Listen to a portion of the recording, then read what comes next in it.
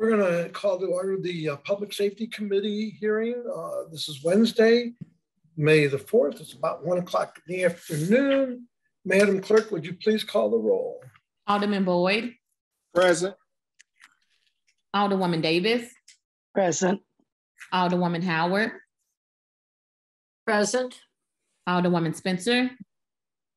Alderwoman Boyd. Present. Alderman Bosley. Alderman Muhammad. Alderman Oldenburg. Present. Alderman Narayan. Here. Alderwoman Clark Hubbard. Here. Alderman Page. Present. Chairman Pecoro. Present. 9 present. You have quorum. Okay, let's do the approval of the minutes. I need a motion for the approval of the minutes from the April 27th meeting. Second. Madam Clerk, please call the roll. Alderman Boyd. Aye. Alderwoman Davis. Aye. Alderwoman Howard. Aye. Alderwoman Spencer. Alderwoman Boyd. Aye. Alderman Bosley. Alderman Muhammad. Alderman Oldenburg. Aye. Alderman Narayan. Aye. Alderwoman Clark Hubbard. Aye. Alderman Page. Aye. Chairman Pecoro. Aye. 9 aye votes. Okay, so we're all here. So we're going to go ahead and we'll do Alderwoman Boyd's first, which is a liquor moratorium. This will be board bill number 5. Alderwoman Boyd, do you want to explain about your liquor moratorium? Yes, thank you, Public Safety Committee and Mr. Chair. I want to present and ask for favorable consideration, support for the moratorium for the 27th Ward, the liquor moratorium. And this moratorium will restrict any new packaged liquor selling within our ward. Okay. Does anyone on the board have a question about the liquor moratorium? Vice Chairman Boyd, yes. Yes. I'm just kind of curious. We're into like the last year of having 28 wards, and is there a real reason to do a liquor moratorium for just a year? Well, actually, I apologize. I didn't read the bill. Normally do it for like 3 years or something like that. What's the expiration of this liquor moratorium? It'll be in 2025. Okay, so it's not going to be valid next year, right? Probably not, but I wanted to have that until that time comes. Okay, and I'm not opposed to it. I'm just for just conversation's sake. So no, I understand why, but I want to just have it to carry me through. Okay. No further questions. Thank you. I have a question. Okay, sure. We'll go down the list and just in case. Alderwoman Davis, any questions? No, sir. Alderwoman Howard, yes, you have a question? And I don't know if this is a question for the sponsor or for the for Alderman from the 22nd. Do we know whether these districts will expire when the reduction takes place? Well, excellent question. And I think we probably should get a legal opinion from the city council. But if you make a bill that creates a certain geography, but then that geography doesn't exist anymore, then it's like it couldn't still, hold water. Yeah, I don't want to go down this rabbit hole, but I thought maybe you knew something I didn't. So we'll say that. I always tell people I pretend like I'm a lawyer. It just makes common sense to me that if you don't have a 27th ward anymore, then you don't have a liquor control 27th ward anymore, right? So, but you do play one on TV and in person. Okay, all right, okay, that's all I have. But on the bill itself, it gives you the boundaries. And so, no, it's not a 27 ward, but those areas are encompassed in the new ward. It makes sense what I'm saying? They're Yeah, in it's the boundaries, they're in not the 27th. ward. Right. Okay. It's at the boundaries. The Yeah. boundaries, not the ward. Yeah. Okay. Okay, and Alderman Boyd, you wouldn't have a question, sure, Bill. Alderman Bosley? Alderman John Collins Muhammad, any questions? Okay. Alderman Oldenburg? No questions, Chairman. Thank you. Alderman Ryan? No questions. Thank you. Alderwoman Clark Hubbard? No questions, thank you. Alderman Page? No questions. Thank you. Okay, seeing no questions, Madam Clerk, please call the roll on board bill number 5. Let's have a motion first. Thank you. Oh, yeah, you know, that's a good idea, isn't it? Would you like to make that motion? Make a motion to adopt board bill. Number five. Second. So, okay, so Alderwoman Howard made the motion. Alderwoman Davis is the second. Madam Clerk, please call the roll. Alderman Boyd. Aye. Alderwoman Davis. Aye. Alderwoman Howard. Aye. Alderwoman Spencer. Alderwoman Boyd. Aye. Alderman Bosley. Aye. Alderman Muhammad. Alderman Oldenburg. Aye. Alderman Ryan. Aye. Alderwoman Clark Hubbard. Aye. Alderman Page. Aye. Chairman Bacoro. Aye. 10 aye votes. Okay. With that, we've passed board bill number 5 out with a due pass recommendation. Thank Now you. we're gonna jump over to board bill number 14. Alderman Oldenburg. You want to fill us in on what number 5 does, and do you have an amendment you want to make to this? Isn't it 14? It's 14. What did I say? Yeah, not yet, Mr. Chairman. I'm happy to kind of be flexible after discussion and feedback with any amendments, but I just want to request that the bill be in front of us, and I'd be happy to talk through it. Okay, and it's board bill number 14. So Yes, sir. yeah, please go ahead. Great. It is my belief, and I think others, that the intent and the implementation of Board Bill 14 will bring a pragmatic yet dignified response, and with the underlying theme being safety. This bill is short, but I think it delivers decisiveness to a long-term problem in the city of St. Louis. This board bill also has a byproduct, which I believe will remove any ambiguity that may exist in other ordinances in the city. This board bill simply prohibits tents or similar shelters or structures, whether temporary or permanent, from being placed in the city rights of way, and or in a manner that may impede the use or maintenance of said public right of way. Now, I think we all fully recognize what we're talking about here today, right? This is a safety issue, but this is also a homelessness issue. But my belief is, when you take a hierarchy of needs approach, we must first ensure citizens' safety and life, wherever they lay their heads each night. Then, after we have safety, I think we can begin to address the many pathways that lead to an unhoused situation. I'm going to say that again. This is about safety.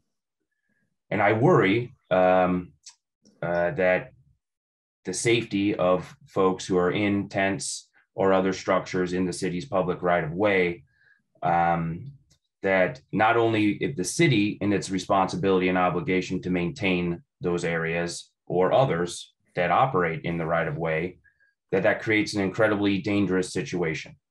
A vehicle, a piece of construction equipment, a trash truck, if there's a tent in an alley, an emergency response vehicle that we know has to make the shortest point in a straight line to get to an emergency situation.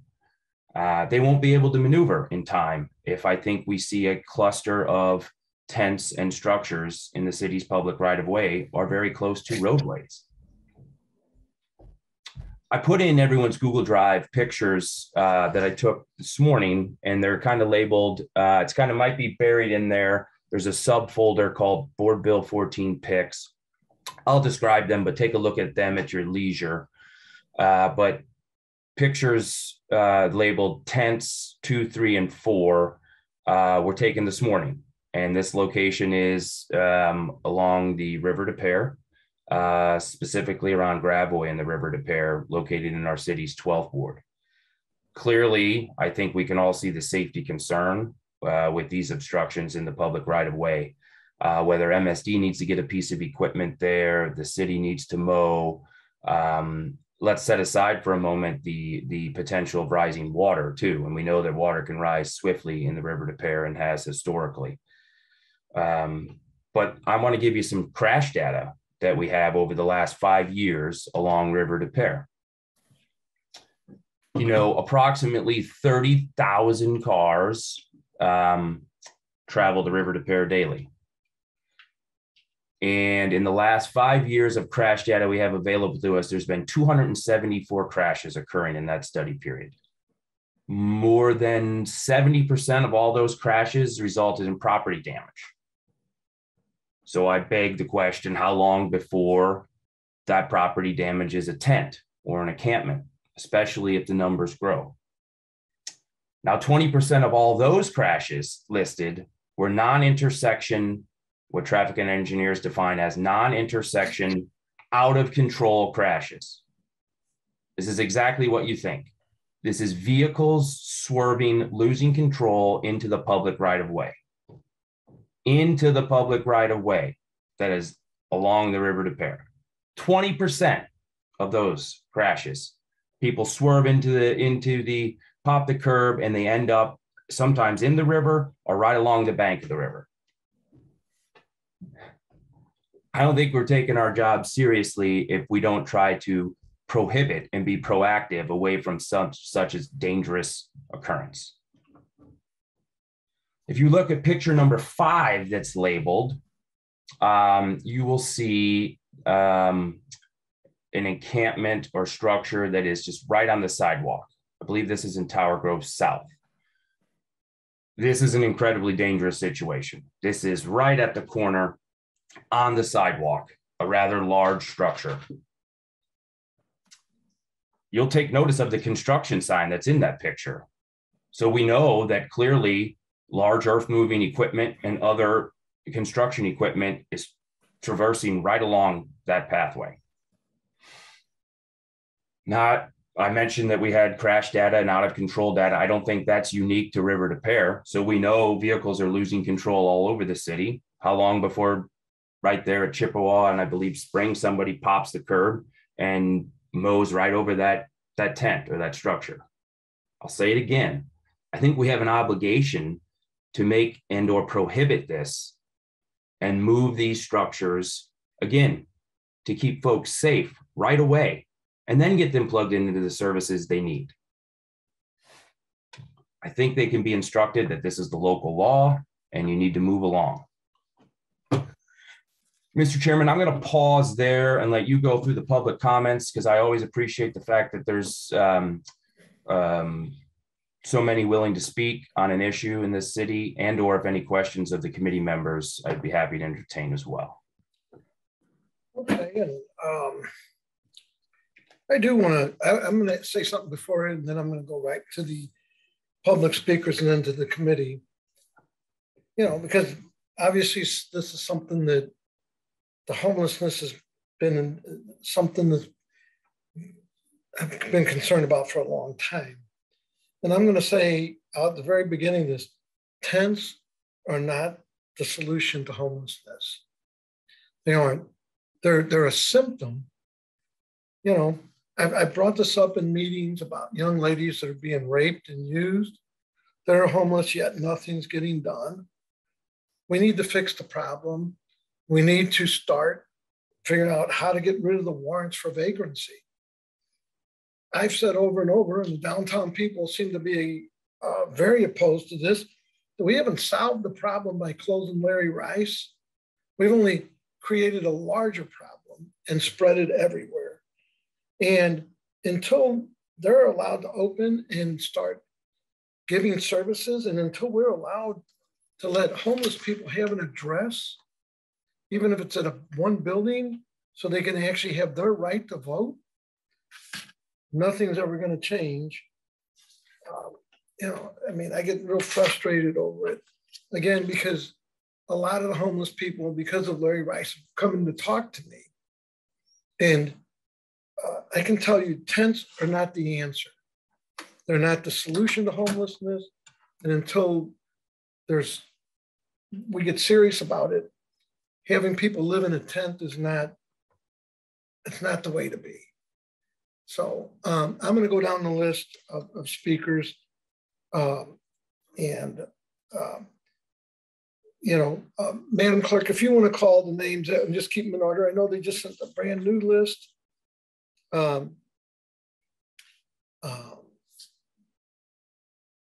If you're there, Madam Clerk, are you there? Do you want to go down the list since we got a new list now? Yes. Do you want to, want me to keep time as well? Yeah, 3 minutes, and I'll swear them in, or we can't swear everybody in at one time, can we? I'm not sure. Maybe you can ask one of the senior alderpersons. I think we can. Alderwoman Davis. Yes, you can. Boyd. Okay, you why don't everybody swear them in at one time? Everybody that wants to speak, please turn your cameras on. And then that way we can recognize you. All the speakers, public speakers, turn your cameras on. And what we're going to do, just everybody raise your right hand. And do you swear that the testimony you're going to give is the truth? And just say you do, and we're good at that. You might want to turn. They're on mute. They're on mute. You have to turn your speakers on. Okay, I do. I do. Okay, cool. Thank you, everyone. So we're going to start at the beginning and go down. I believe now there's 12 speakers, I believe, if I got the new list right. Okay. I'll have to reprint the new list because I only have, I think I have it here. Let's see. Well, okay. I'm ready. I'm ready. The first speaker is Savannah R.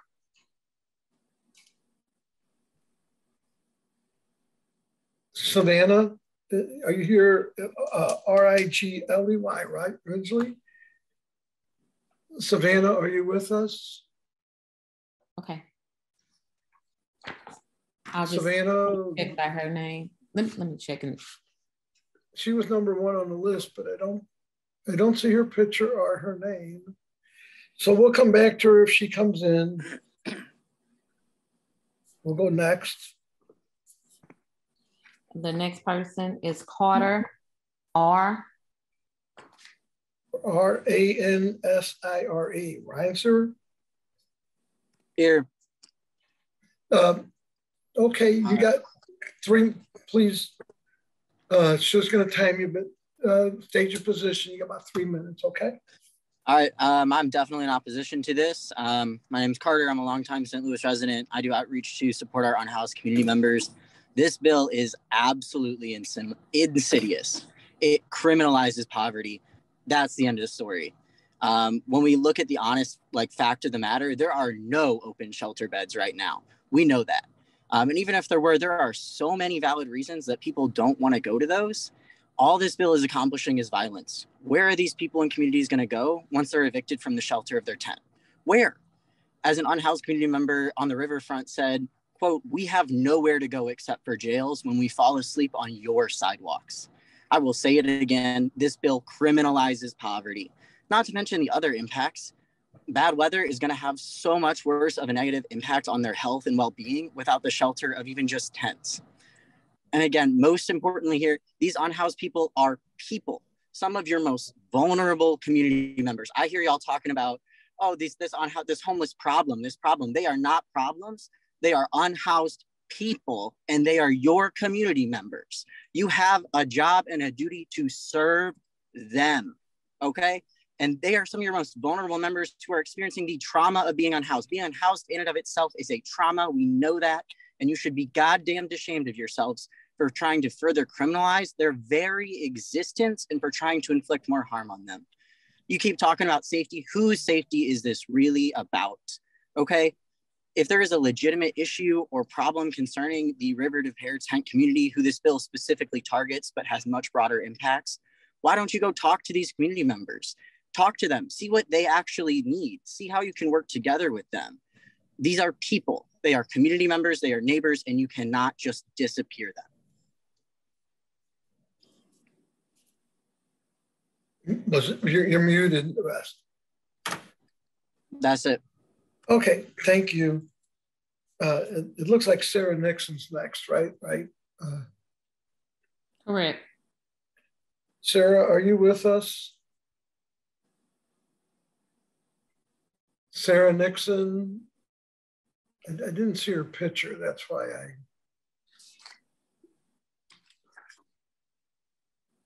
What about Zoe? Zoe, are you with us? Zoe Kraus, Krause,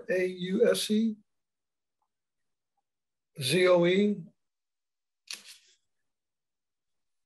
I don't see any picture. We're going to keep moving on down then. Jacob Heinz. Jacob, where are you at there, Jacob? Turn your picture up. There you are. Okay, buddy, you're up. Okay, my name is Jacob Hentz. I am a street outreach worker for the city. I just want to go through a quick few things about how I feel about the bill. First of all, I just think it offers no solution. It seems very problem-oriented rather than solution-focused. The problem being that unhoused citizens are in danger, and it does offer no solution to that besides to move them. The unfortunate consequence of that being, and Alderman Oldenburg, I know you spoke that primarily this bill is about safety.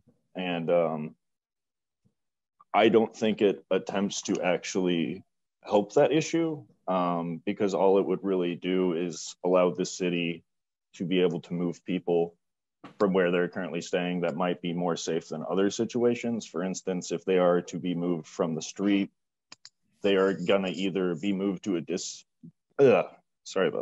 different community in a public space, which in turn just transitions their problem to someone else's problem. So you're really not doing anything but transferring this issue to another community. And another issue that would arise is the only other location would be private property, in which case you're endangering more citizens that are under your jurisdiction. But overall, I think it just has a lot of flaws in general. It does not rectify any situation other than temporary relocation. It doesn't solve homelessness. It doesn't solve the issues these clients face. Really, all it does is get it out of sight. And there is many research studies done that prove that when someone is out of sight, they're actually in more danger. And so I know you guys are focused on safety, and I will take you at your word, but I don't believe this bill does anything to ensure safety at all. You speak of motor vehicle accidents, and while I understand that, I think that there is a far greater risk if these people are to be moved and have no habitat 1 minute left. All right, 1 minute left. The only other thing I wanted to speak about is that we were talking earlier about how tents are not the solution. They're just an effect. And I very much agree with that, which is why I think it's very important that there is more communication between outreach workers and, the government, really, the city police, because a lot of these people I spoke to had not spoken with any other organization, whether it be DHS or otherwise, to get them properly housed. And I think that's a shame. I think it represents the fact that this bill has nothing to do with the added safety of these individuals. It has only things to do with keeping the neighborhood safe for citizens that are not affected by this bill. So thank you very much for your time. Thank you. I'm sorry, I got something. Ramona Curtis, I'm looking all over. Oh, there you are right there. Okay, you're up. Thanks. My name is Ramona Curtis, and I'm the founder and executive director of Unhoused STL, and we support unhoused communities in St. Louis. I oppose this bill vehemently, greatly, absolutely. I am in opposition to this bill. I appreciate Alderman Oldenburg's sentiment that, and I agree with him saying that this body has an obligation to keep unhoused people safe. But that's about the only thing that I agree with him on. If we are going to keep this community safe, creating a law that criminalizes them is not going to keep them safe. If we really want to care about our citizens who have lost their housing and are forced to live outside, because we're talking about people who have lost their housing, who don't have housing, who don't have access to affordable housing, and they are now forced to live outside. We are not talking about people who are choosing to go camping temporarily. We are literally talking about people that are struggling to eat and have shelter every day. If we really do care about their safety, instead of creating laws that criminalize them, can we please create laws that ensure that they have something to eat, that they have shelter, that they have access to affordable housing and healthcare? Can we please create laws that will give them access to showers and hand washing stations, porta potties, and dumpsters that are dumped? Can we please create laws that provide supportive services for our most vulnerable instead of using laws to criminalize them? I think it is clear to everybody that this law is not about ensuring safety. 1 minute left. For our unhoused, because we have seen the Board of Aldermen continuously ignore the safety of our unhoused. This is about the neighborhood not wanting to see an unsightly tent encampment. And we see that, Board of Aldermen. That's not good enough. Stop criminalizing our unhoused and provide support for them. They are citizens of St. Louis. Thank you. Thank you. August Kaley.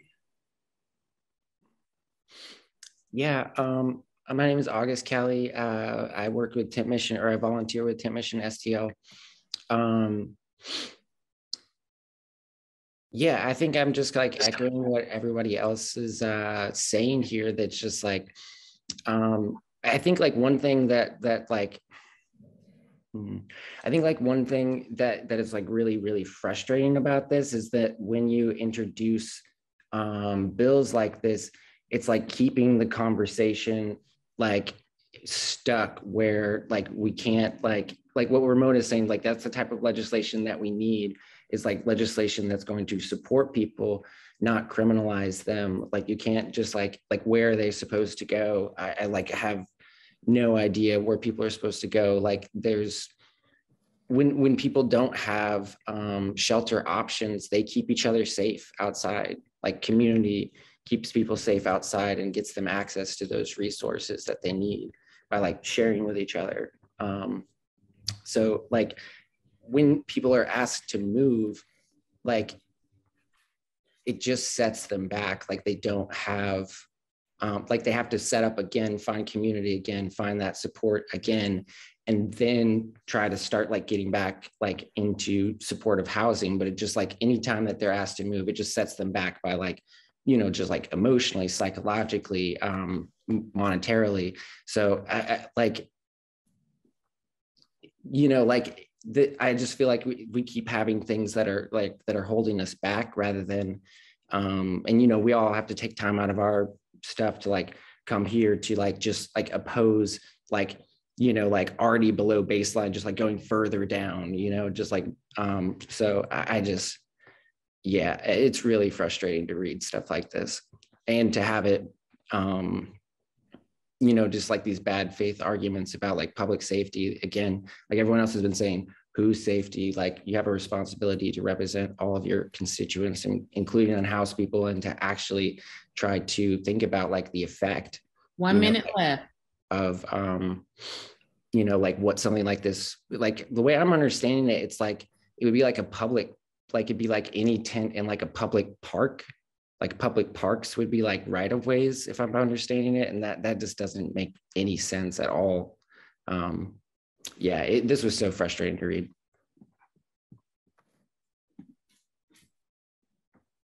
Was that it? Okay, Canara Williams. I'm here. You got something? What you got? Am I good?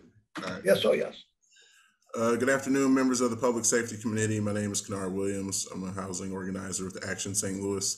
I'm here today to testify against Board Bill 14. Board Bill 14 is a prime example of the criminalization of poverty and homelessness. It fails to address the root causes of either, and it does nothing to open avenues to seek solutions for the individuals experiencing it.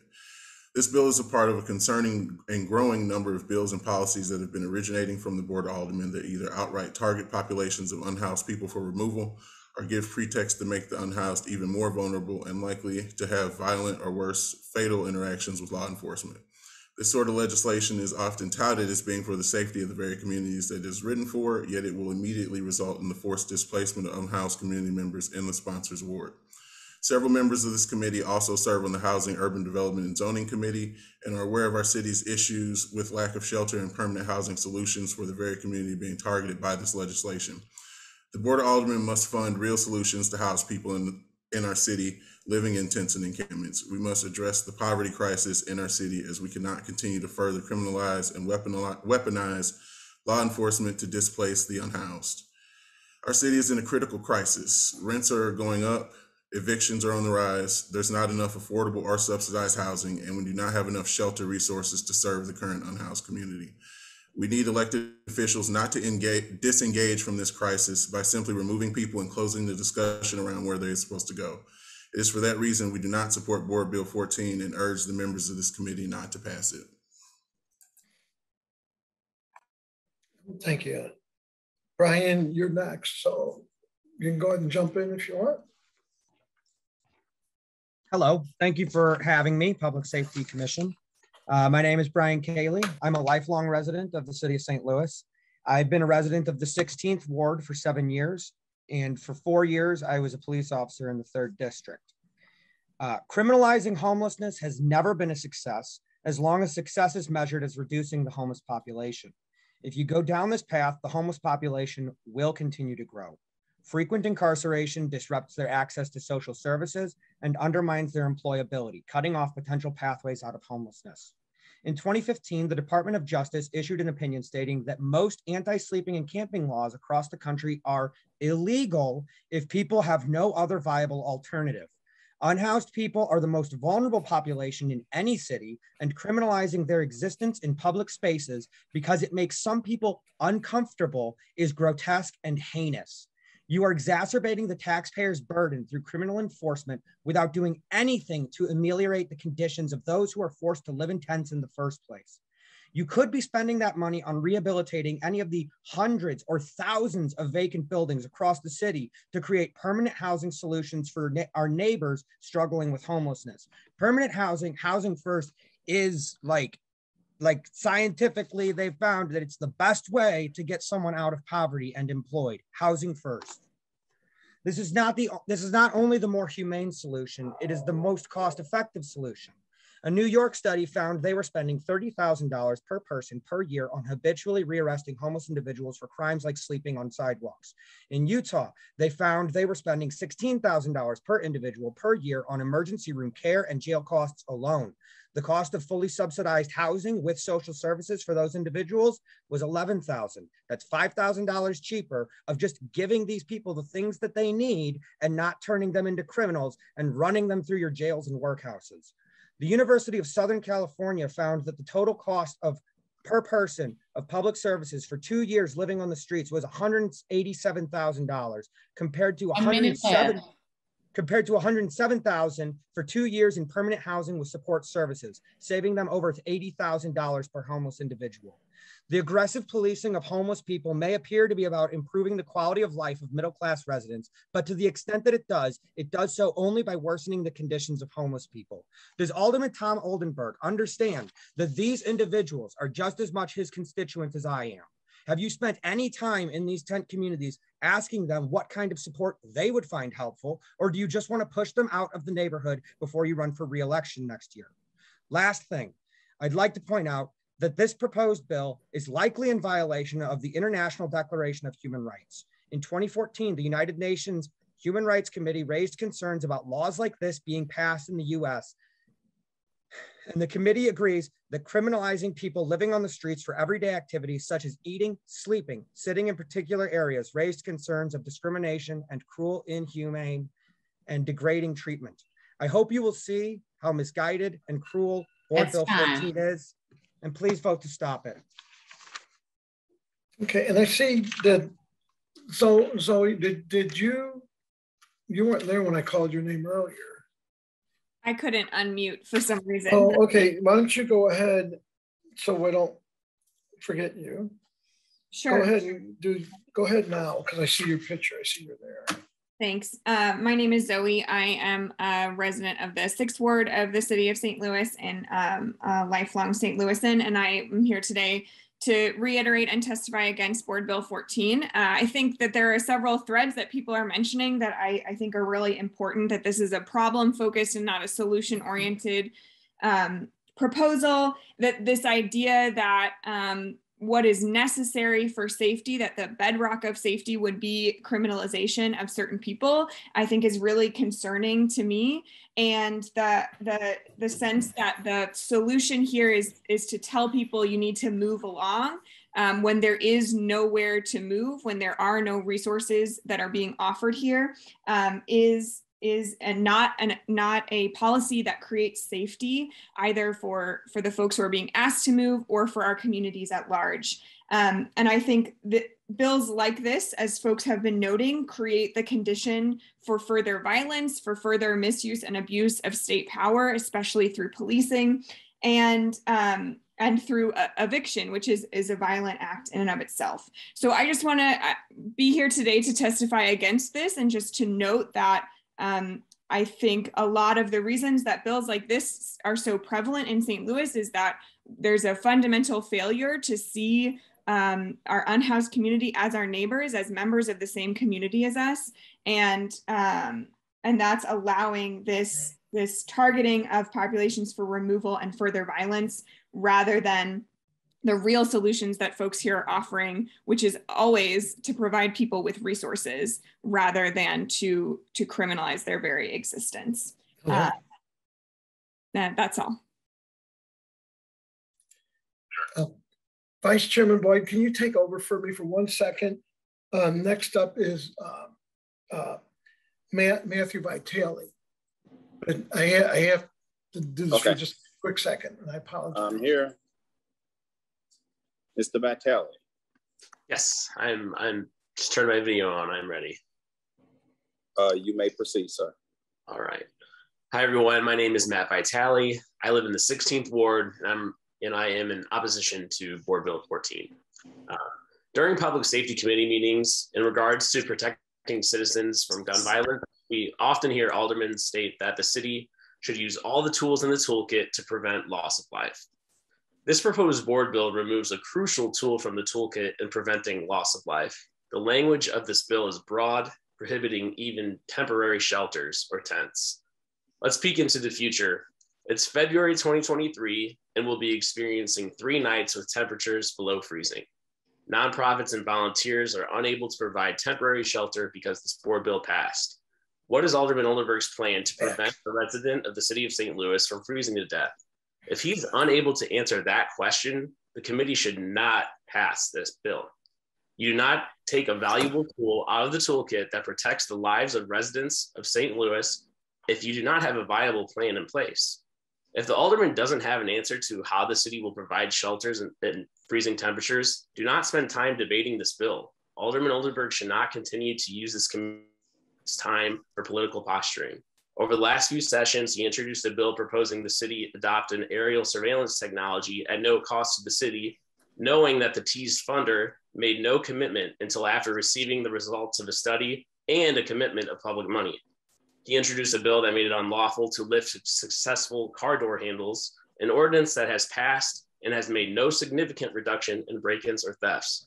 Don't give him the satisfaction, call for a vote on this, and do not pass this board bill. Thank you. Thank you, Matt. I'm sorry, and thank you, Vice Chairman. I had to grab that. Mr. Chairman, your video is not on. Oh, wait a minute. I'm sorry. Thank you. I'm sorry. Ray Reddick, who is with the New Life Evangelistic Center, which I keep saying I don't understand why the city keeps fighting him from opening, provides a lot of beds. I think that they've taken a homeless situation that was downtown, and if you ask me, didn't solve the problem, just scared a problem. But anyway, Reverend Ray, I believe it's Reverend, you get your 3 minutes here, if you're there. I don't know if he's having trouble coming on, so I'll jump over him then. The next one with also New Life Evangelistic Center is Reverend Chris Rice. This is Larry Rice's grandson, who also operates a shelter, I believe. Well, Reverend Rice, you can tell us where that other shelter is. So if you want to jump on for your 3 minutes here. I know I saw your name up there. Ray, I see your name up there.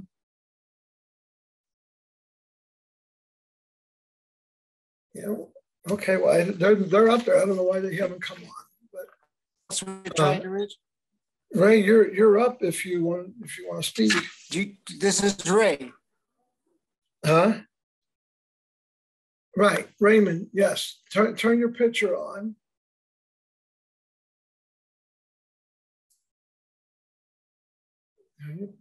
And okay, and there you are. And then go ahead and speak. But you're muted right now. Turn your speaker on. He's having all kinds of fun. Hey, as quickly as I can because I'm having trouble with my Zoom connection. Oh, okay, your connection's bad. Chris, are you here? Chris Rice? President of Ray, we can't hear you. You're breaking up too bad.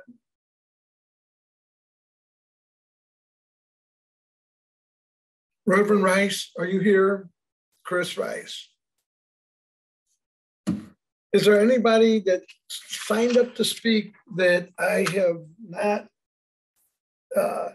called your name and you weren't here? If there's anyone who in the public signed up to speak but got overlooked, let me know now. Okay, yes, Sarah Nixon, you did speak, didn't you, or am I wrong? No, I haven't spoken yet. Okay, you were the other one that we missed earlier. Okay, go ahead, you have 3 minutes, please. Hi, my name is Sarah Nixon. I'm a resident of the 20th Ward, and I'm speaking today in opposition to Board Bill 14. The proposed bill functionally aims to criminalize all homelessness and homeless people. Considering the grave lack of high quality, inclusive short-term shelters and free housing, as well as the myriad laws against like loitering and existing in public space, in private businesses and property, we know that homeless people are already barred from accessing the private sphere. If Alderman Tom Oldenburg's legislation was to take effect, they too would be banned from living anywhere outside, as the language of public right of way is so broad as to include any public space that is owned, controlled, or importantly, does not say and, but rather or maintained by the city of St. Louis. To consider passing this legislation as the government seizes property from people on the basis of eminent domain to make way for more luxury high-rises, while the Land Reauthorization Authority leaves lots vacant as we skate towards a housing bubble and a pandemic, is absolutely unconscionable to me. And I think that it just entirely misunderstands how we keep people safe in public, if that is the actual goal of this committee. So I urge you to vote against Board Bill 14. Thank you. Thank you. The only other two, Reverend, Ray Reddick, have you gotten any better of a connection? You want to try again?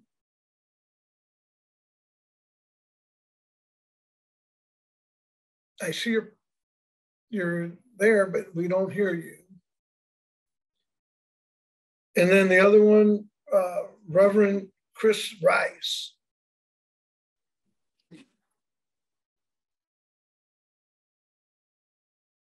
Ray, we can't hear you. I don't know.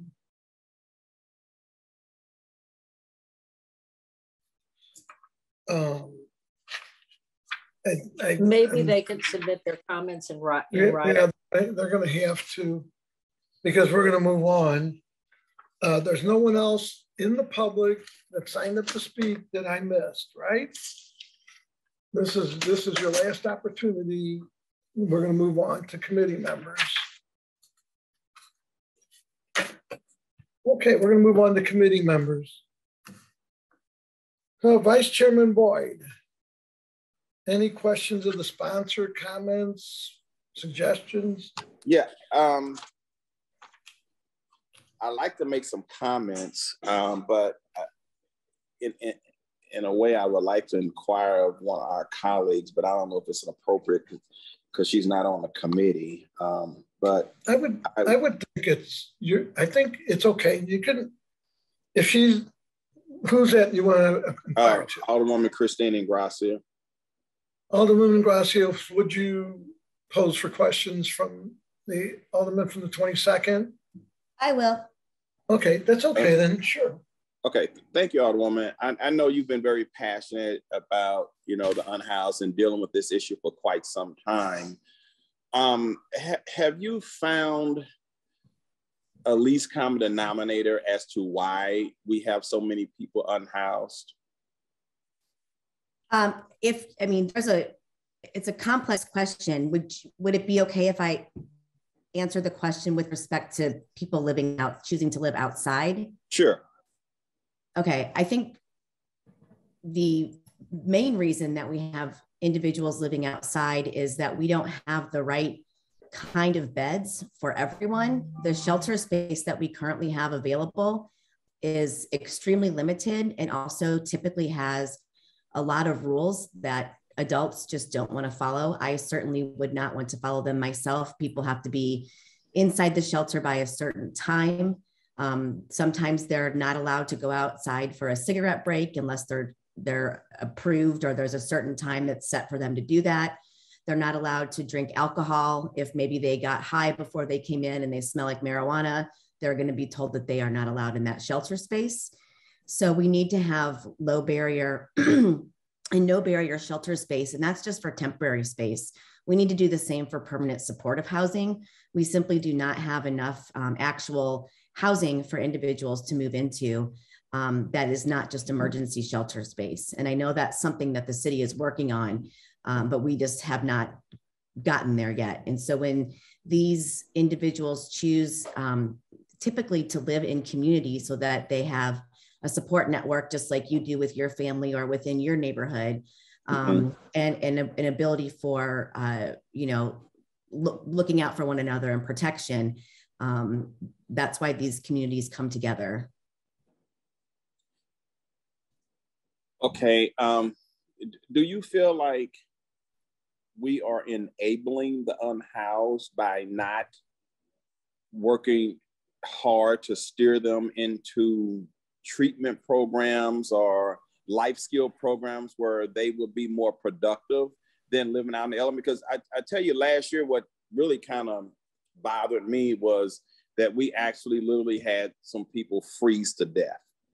And I'm not sure, and I don't know if that was by choice. They didn't want to go in to a shelter, or we didn't have availability, because some of the people I'm talking to, it's just that they choose to live outside, and which sounds like a mental issue to me. And I don't want to prejudge anybody, but I know that we cannot make people seek shelter. I think it's a responsibility of us to be able to provide opportunities for people to seek shelter. But I do remember when Lyda Cruson dealt with the issue when they were across in the mall from City Hall, that they were allowed an opportunity to go into, I believe, hotels, but a lot of them chose not to. And that was an epiphany for me to realize that certainly we have no control over other people's behavior, but if we provide the resources for them to take advantage of and they don't, what else are we supposed to do? Sure, those are great questions. I guess the first thing I would say is that I don't see allowing some areas to have encampments as enabling unhoused individuals. I would really encourage all aldermen in a respectful way to consider visiting some of the encampment sites and speaking to these individuals. A lot of them have jobs, so don't necessarily need to be taking advantage of any behavioral health or substance abuse programs. I'm not saying that's something that's not needed. We are woefully inadequate in the city of St. Louis and the state of Missouri in terms of really truly supporting behavioral health and substance abuse needs. I think one of the things that could be very helpful is safe use sites, so that individuals who do choose to use drugs can do so in a safe space. And as far as folks not taking advantage of hotels, there were very similar rules to the hotels that we face with the traditional shelter options that the city is offering.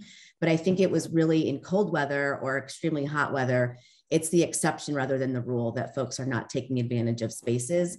And the bigger problem is that there just are not enough spaces. That's why I helped run a safe haven pop-up shelter, and Ramona Curtis, who spoke earlier with Unhoused STL, ran a similar program at Bridge of Hope and at a church in South City, because the city just does not have enough beds to support folks in extreme weather. And the other issue is that we're not doing the amount of outreach that we need to. There's one bus that comes to one location downtown. There is not any city efforts in South City or North City to find people when there's extreme weather. And that's a huge problem. In addition, right now, the only time we have the shuttle available to shelter space is on nights where it's a certain temperature or below. And so it's very confusing for folks to know when the city shuttle is going to be operating. I think that addressed everything you brought up, but let me know if I didn't cover something that you wanted me to answer. No, I appreciate that. It's just that piece about, people deciding not to take advantage of resources that gets kind of muddled.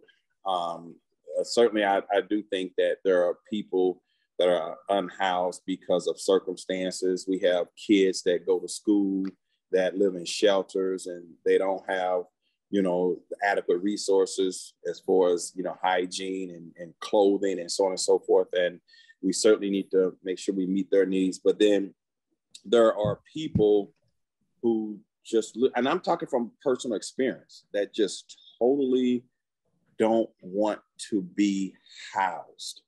I've been working with a young lady for a decade who's a sex worker to feed an addiction.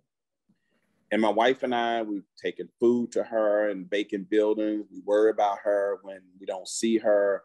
And every day I talk to her, I'm like, can I take you somewhere? And she just smiles and says, Mr. Boyd, no, I'm just not ready to go.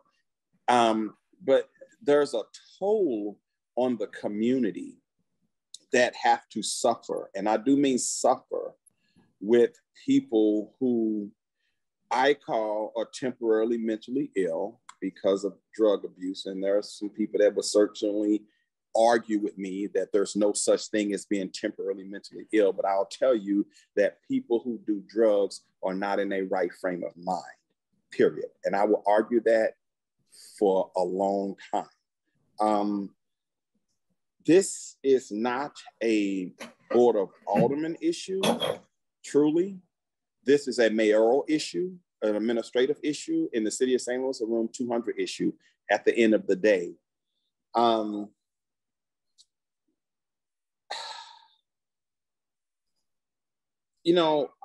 As aldermen, we must represent the best interests of the constituents that we serve. I've had no one in my ward asking for homeless encampments. Matter of fact, I've been accused of not doing enough to deal with the issues in my community. I've had a lot of complaints from residents who deal with people turning their water faucet on and taking showers in their front yard, doing drugs, passing out in their front yard, and it's all my fault. And I'm trying to explain that I have no control over other people's behavior, but at the end of the day, we as aldermen know that our constituents blame us at the end of the day. When you're part of an advocacy group and you don't live these experiences, your experience is certainly different. And you can sympathize with what people like us go through over here, but you certainly cannot empathize with us. And we are duly elected by people to represent their best interests. So then it gets real difficult and tricky, because certainly we as aldermen don't want to be portrayed as some inhumane person, right? I mean, we care about the people we represent. We care about our city because we're a team. We're a 28 plus a president that make up a team of people that impact the quality of life of people that live in the city of St. Louis and pass through the city of St. Louis. I've had the experience where for the past 2 years, we have dealt with, a couple of churches supporting, homeless people. And you're right, there's some restrictions and you have to leave out at a certain time and you can only come in at a certain time. And it's been troubling. It's been a nuisance. It's been horrible because if they can't get in at a certain time, then they defecate around the premises and they do things that are unsightly. And the people in the neighborhood, they don't like it. And it's been a disaster for the two churches in my community that have been part of that. One church was so destroyed that they on a fundraising campaign just to repair the church because it's not occupiable anymore. And another church just said, I give up, and they quit. With all the social issues that we deal with in our community, other mental health issues, the homeless and the unhoused population issue it's almost like it's just too much. It's just like, we're going to bust out at the seams in our mind about just being frustrated about how we can really deal with this. And again, this is a mayoral issue. This is an issue where people campaign for mayor to say, I'm going to fix this problem. This is not an automatic problem, but we as aldermen, we have a responsibility to our constituents that says they don't want to see this. and we must advocate for them. And here's my recommendation, because I'll tell you, I'm going to vote to get this out of committee, and I welcome the opportunity to have a more fierce debate on the floor about this. But here's I have a couple of recommendations. Tower Grove Park is kind of a private park, and they raise their own funds and they kind of do what they want to do. I would recommend that we move the encampment to Tower Grove Park, and that there be a peaceful place. It has restrooms out there. It has shade. It has, grass for, the tents. I would recommend Tower Grove Park. I would also like to recommend Lafayette Square Park. It's a great neighborhood. They won't have to deal with drug dealers preying on them like they might in communities that I live in and other communities on the south side that are distressed, that we have these drug dealers preying upon the homeless, because that's a big problem. Some of them are drug addicted, and you have drug dealers that are preying upon them. So my recommendation, if this doesn't pass on the floor, because I really think we need to have an enriched debate on the floor about this as a whole, and that we all as a whole, as a body, should weigh in on this. And if we as a body can come together, I'm telling you, I just think the best places in the city of St. Louis to do encampments in a place that has amenities to support our unhoused would be Lafayette Square and Tower Grove Park. So Alderman from the 6th Ward, I really appreciate all the work that you do. I feel your passion. I know that it's real. It's not a political stunt for you. It's something that you deeply care about, and I appreciate that. And I appreciate you, enlighten us in a little bit about your personal experiences. But I wanted the opportunity to also share my personal experiences in my community. And with that, Mr. Chairman, I yield my time back. Thank you. Thank you. Alderwoman Davis. Thank you, Mr. Chairman, and members of the committee. First, let me apologize. My laryngitis is better, but it's not, my voice is not totally clear yet. I agree with and applaud all of the speakers, because you're trying to do something to help the situation. And you clearly understand what is needed. And so let me share with you and continue with the understanding of how funds are expended in the city of St. Louis. Older people do not have, by law, we do not have the ability to spend money. We are legislators, we create policies, and we create the opportunity through recommendation of board bills for expenditures. If it is passed, it is the responsibility of the executive branch of government, where you see all those departments, for that to be the place of expenditure. And then you have the comptroller's office, who has the responsibility of approving contracts, signing leases, and compliance to make sure that every expenditure has been expended according to contracts or leases. So we're far removed from spending money. But I tell you, we have approved enough money.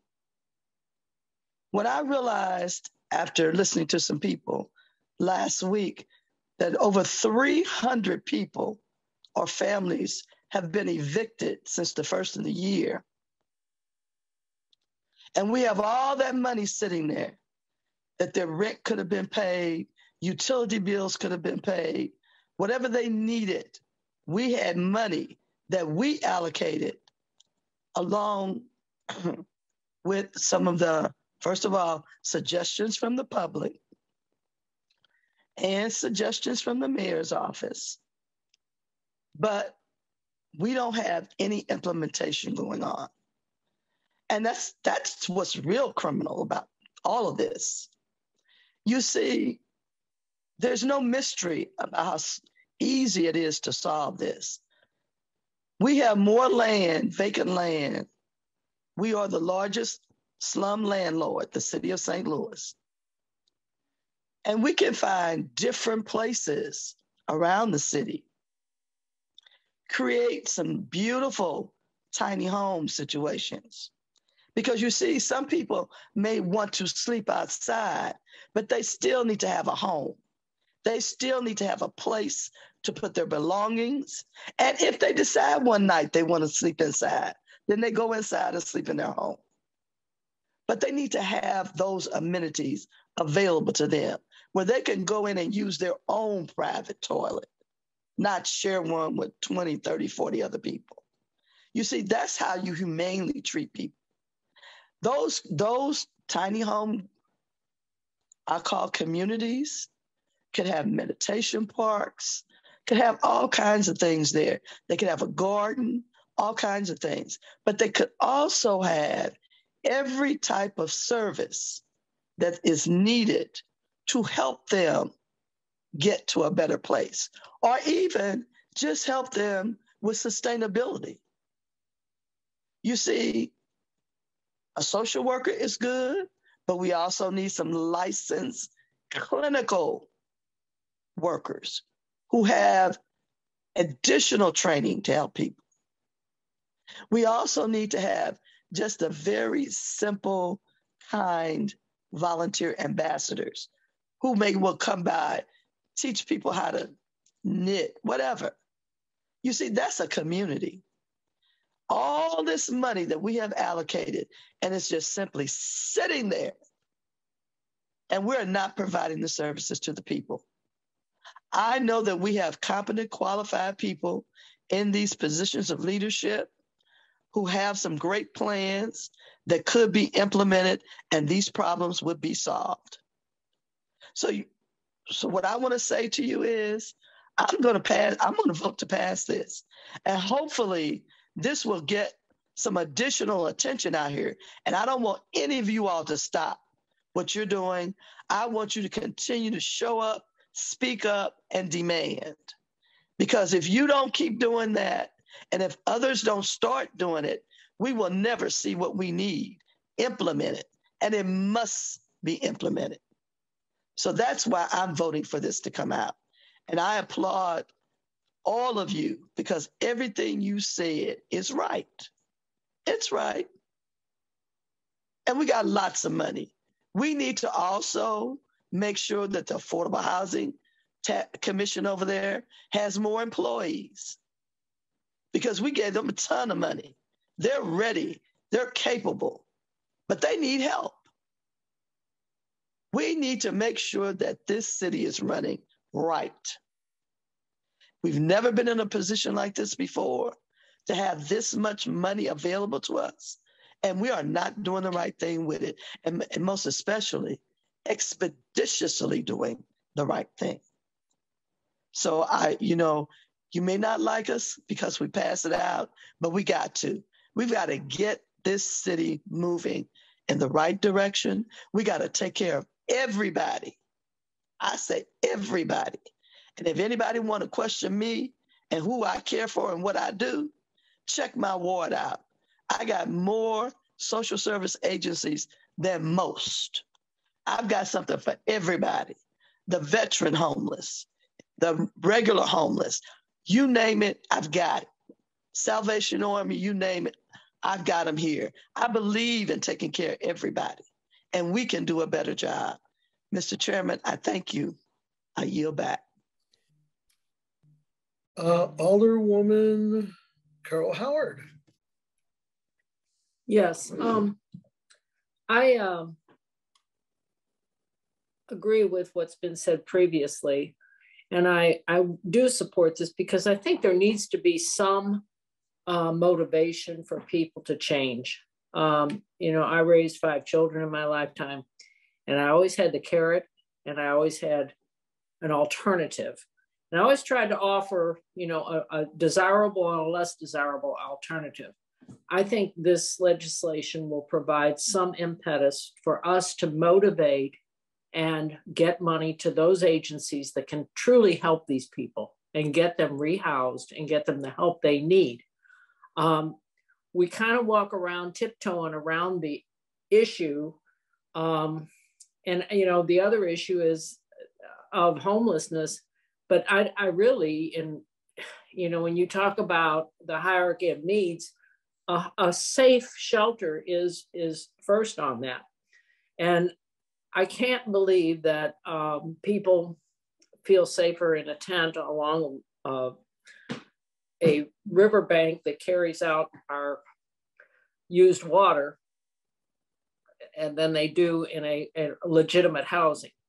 I think that we need to have some motivation for these people to move along and get their lives underway in a more productive way. Now, I know that's judgmental, but I really believe that we are wasting human potential by this. The other issue is, how many of these people are actually from the area? Are we perpetuating a state of unhoused people because there's no services offered elsewhere? This is a regional problem. It isn't just a St. Louis problem. What is the region doing? What is St. Louis County doing? What is Afton doing? What is Clayton doing? I don't hear anything. I don't hear, I mean, it's mute as far as I know. Are there any services? Last I heard, the only thing that's offered in the county is for women and children. And, you know, let's face it, most women and children don't have hardcore family issues, and they aren't, hopefully not drug addicted.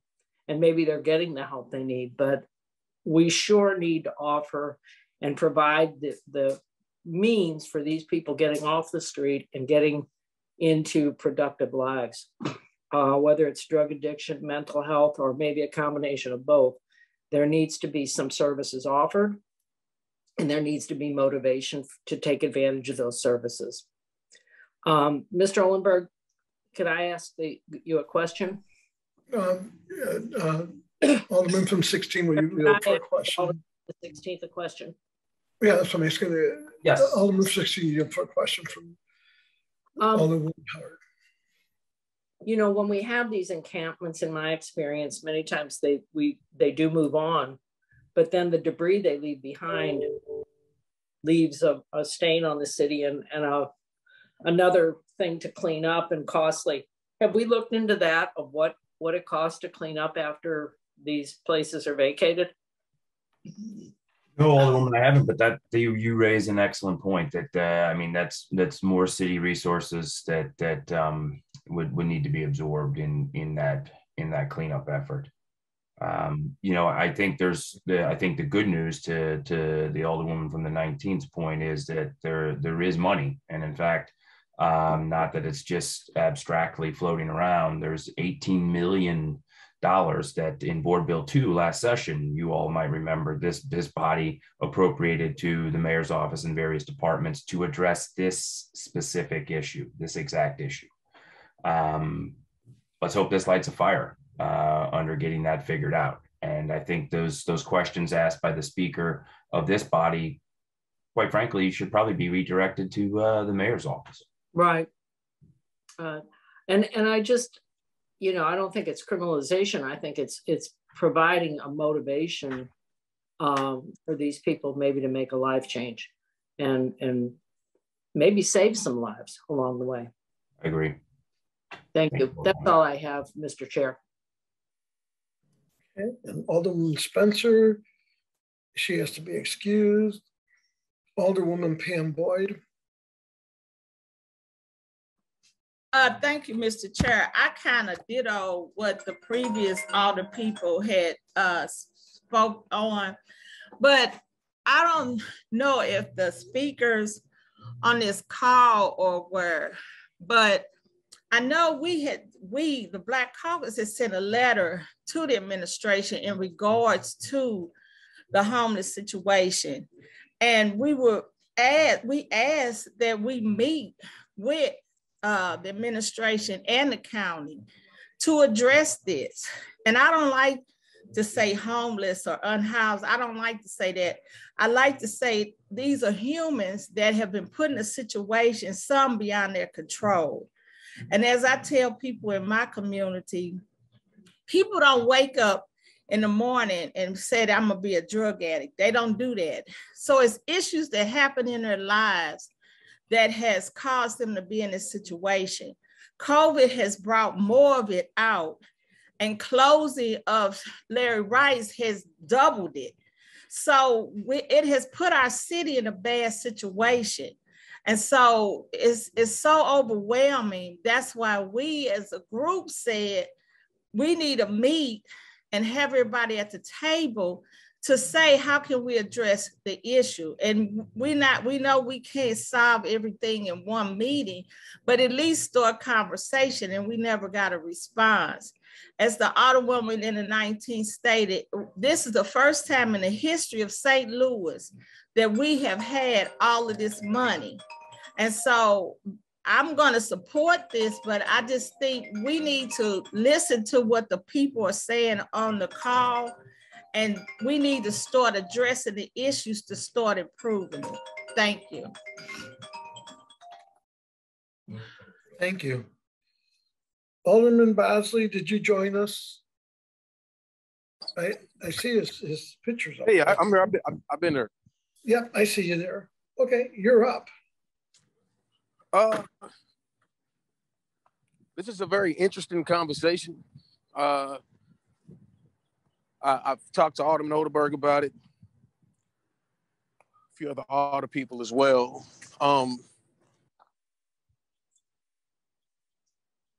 There's a lot to discuss in terms of what we haven't done as far as addressing homelessness.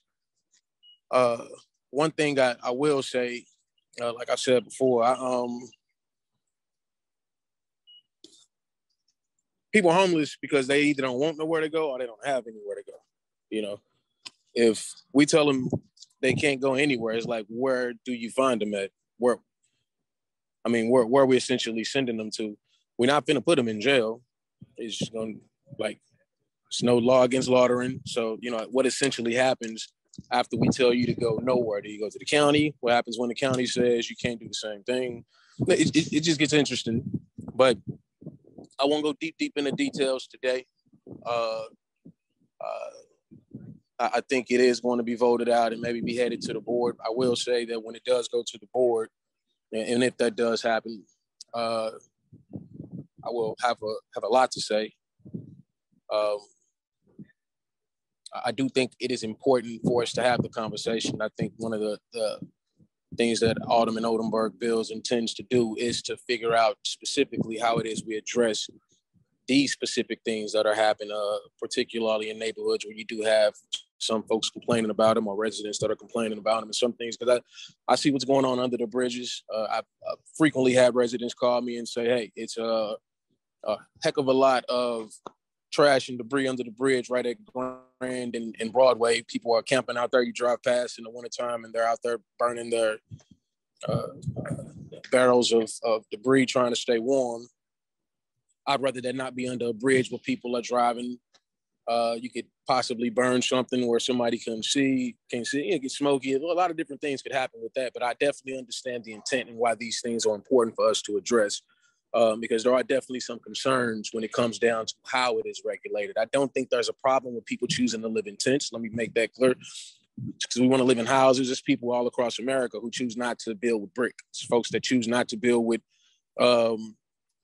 their foundations with concrete. Folks have wooden foundations. So, you know, we can't, in our city, of course, we can tell people how they can build because it is the city of St. Louis. That's what we're supposed to do, is regulate what we like to see. But, you know, when it comes down to how people like to live, the culture and the way they like to live, you know, I think that gets a little different.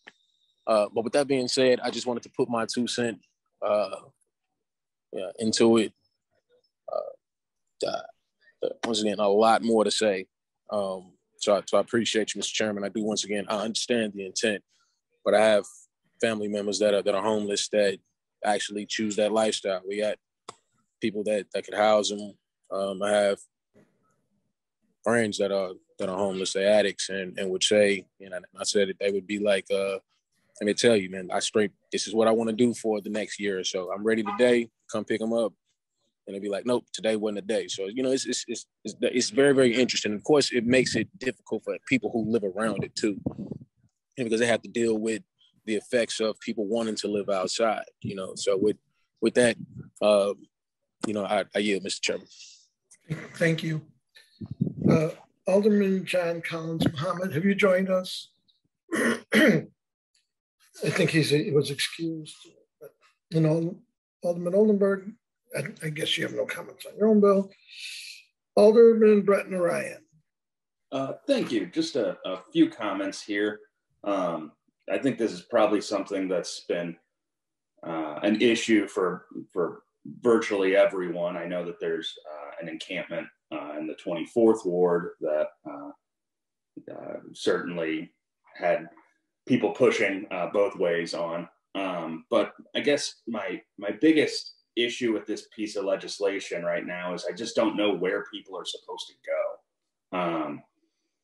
I also have some concerns that the language in this could prevent the city from setting up an intentional encampment in the future, at least without coming and amending it. So I would like to have some discussion on some amendment to this to allow for the city to do some sort of intentional encampment, because the right-of-way language here is just so broad that it may prevent that.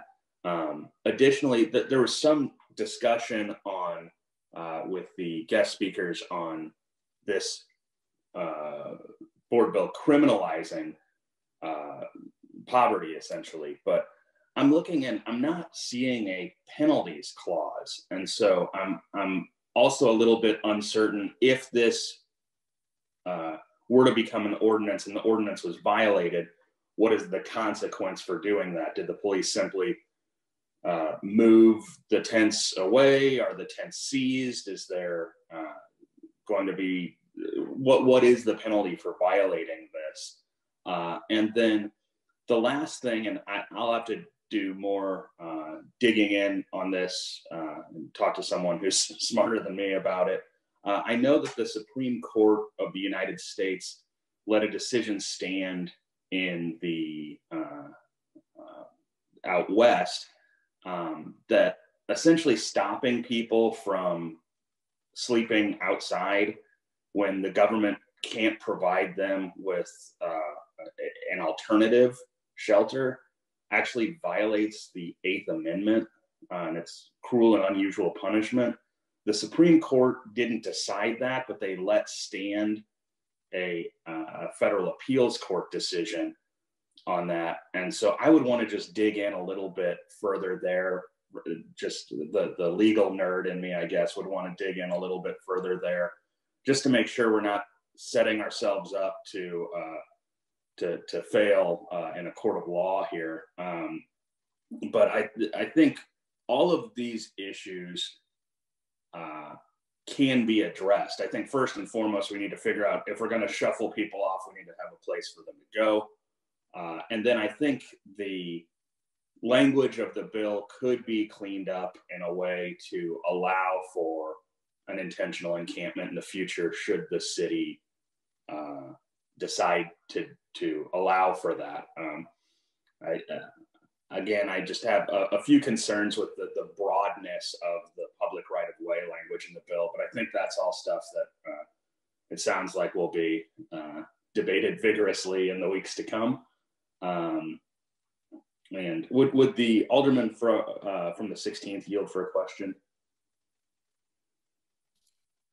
Alderman from the 16th, would you yield from a question? I will. The Alderman for the 24th. Thank you.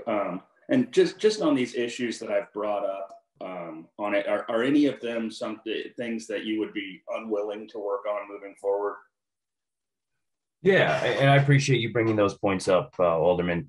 I think what I plan to do is stop, during the second reading process and come together with an amenable floor substitute where I can grab a broader consensus of all 29 of us.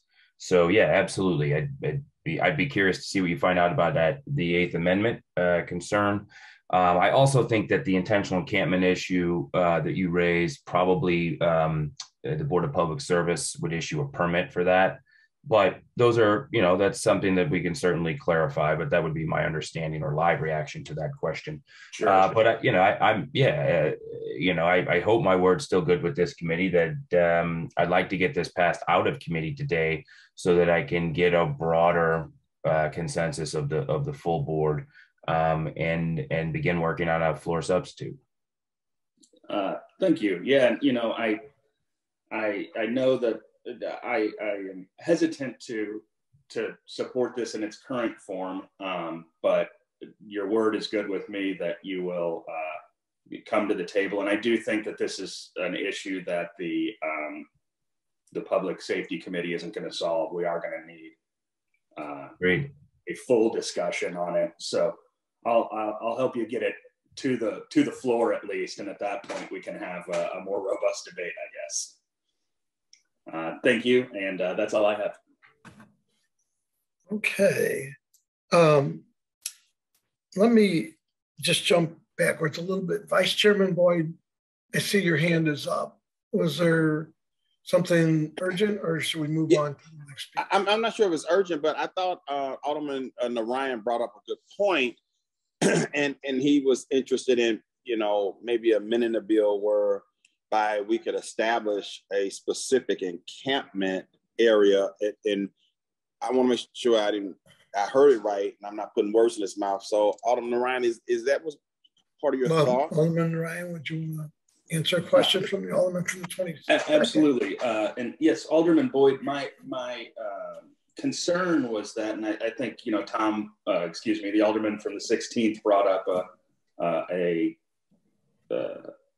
a valid response.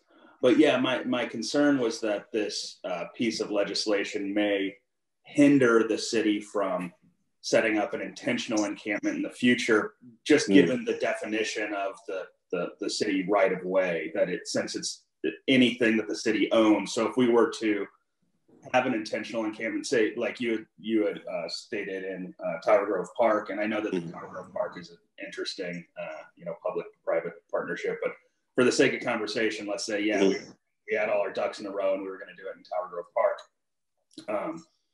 We wouldn't want this piece of legislation to say, oh, actually you can't set any tents there, and then we'd have to come back and do something else, basically. But I think we can certainly tailor the language of this bill to allow for something intentional that the city were to lay out. I guess maybe we read the bill a little differently, because at the end of the day, we can always introduce a bill that says we want to have certain intentional encampments. Absolutely. Let me ask you this, and I said Lafayette, Park, but I probably meant Fox Park. Would you be interested in introducing an amendment that would establish an encampment in Fox Park and Tower Grove Park? I would defer to the alderman who represented those parks, certainly. I think there's certainly value to that because of the amenities that those parks offer. Is that something that you think is feasible?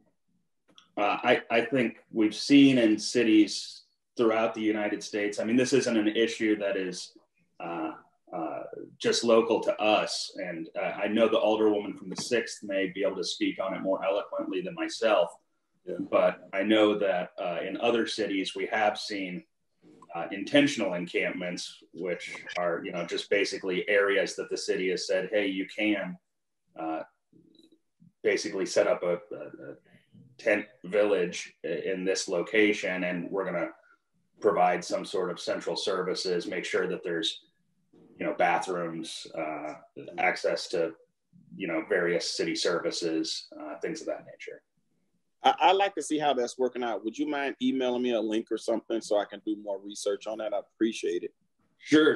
And I'll touch base with the Alderwoman from the 6th as well. She probably has more expertise on that particular avenue than I do. Okay. All right. Thank you. No further questions. Thank you, Mr. Chairman. when I had thought about this after a conversation with the Alderman from 16th yesterday. That's why I asked at the beginning if he had an amendment. But my thoughts were that we should amend it to say that these villages would be allowed by permit, even at no charge, but have to be approved by the alderman of the area. So that if certain aldermen feel they'd like to see these things in their neighborhood, that would be fine. And if other aldermen felt that it would be a hindrance in their neighborhood, it would have to be approved by the alderman of the neighborhood. And I thought that would be a solution to all of this. I think what I'm going to do, though, question. Alderman Howard, yeah, go ahead, and then I want to move to the rest of the committee. I'm jumping around a little, but go ahead, please. I'd like to add that if we're going to ask for approval of the alderman, I think they should, if nothing else, get the approval of the residents, the taxpayers around such an encampment. Unfortunately, those people that testified today, I get more complaints about people popping a tent, in a right of way than I do support for it. Unfortunately, we did not hear from those people today that are not amenable to having a tent popped, in their backyard or across the street from them or in the park nearby. And I think that if we're going to have an intentional encampment, everybody has to agree upon it, including the alderperson. I think the neighbors should be, just as if you would get a liquor license, that, you would have to have a canvas of the area. So it's just a suggestion. Okay, well, I like I said, now I'm going to move because I should have kept running down the list. Alderwoman Shameen Clark-Hubbard. Thank you, Mr. Chair. I just, my colleague Alderman Oldenburg knows that I'm struggling with this one.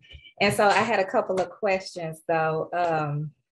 What was the I'm sorry, may I ask a question of Alderman Oldenburg? Well, Alderman Oldenburg, would you pause for a question from the Alderwoman of 26th Ward? Indeed, I will. Thank you. Alderman, go ahead. Alderwoman, go ahead. Thank you, Alderman Oldenburg. I had a couple of questions. You probably can answer both at the same time. What does enforcement look like for this? Which departments would have the capacity or handle the enforcement of this?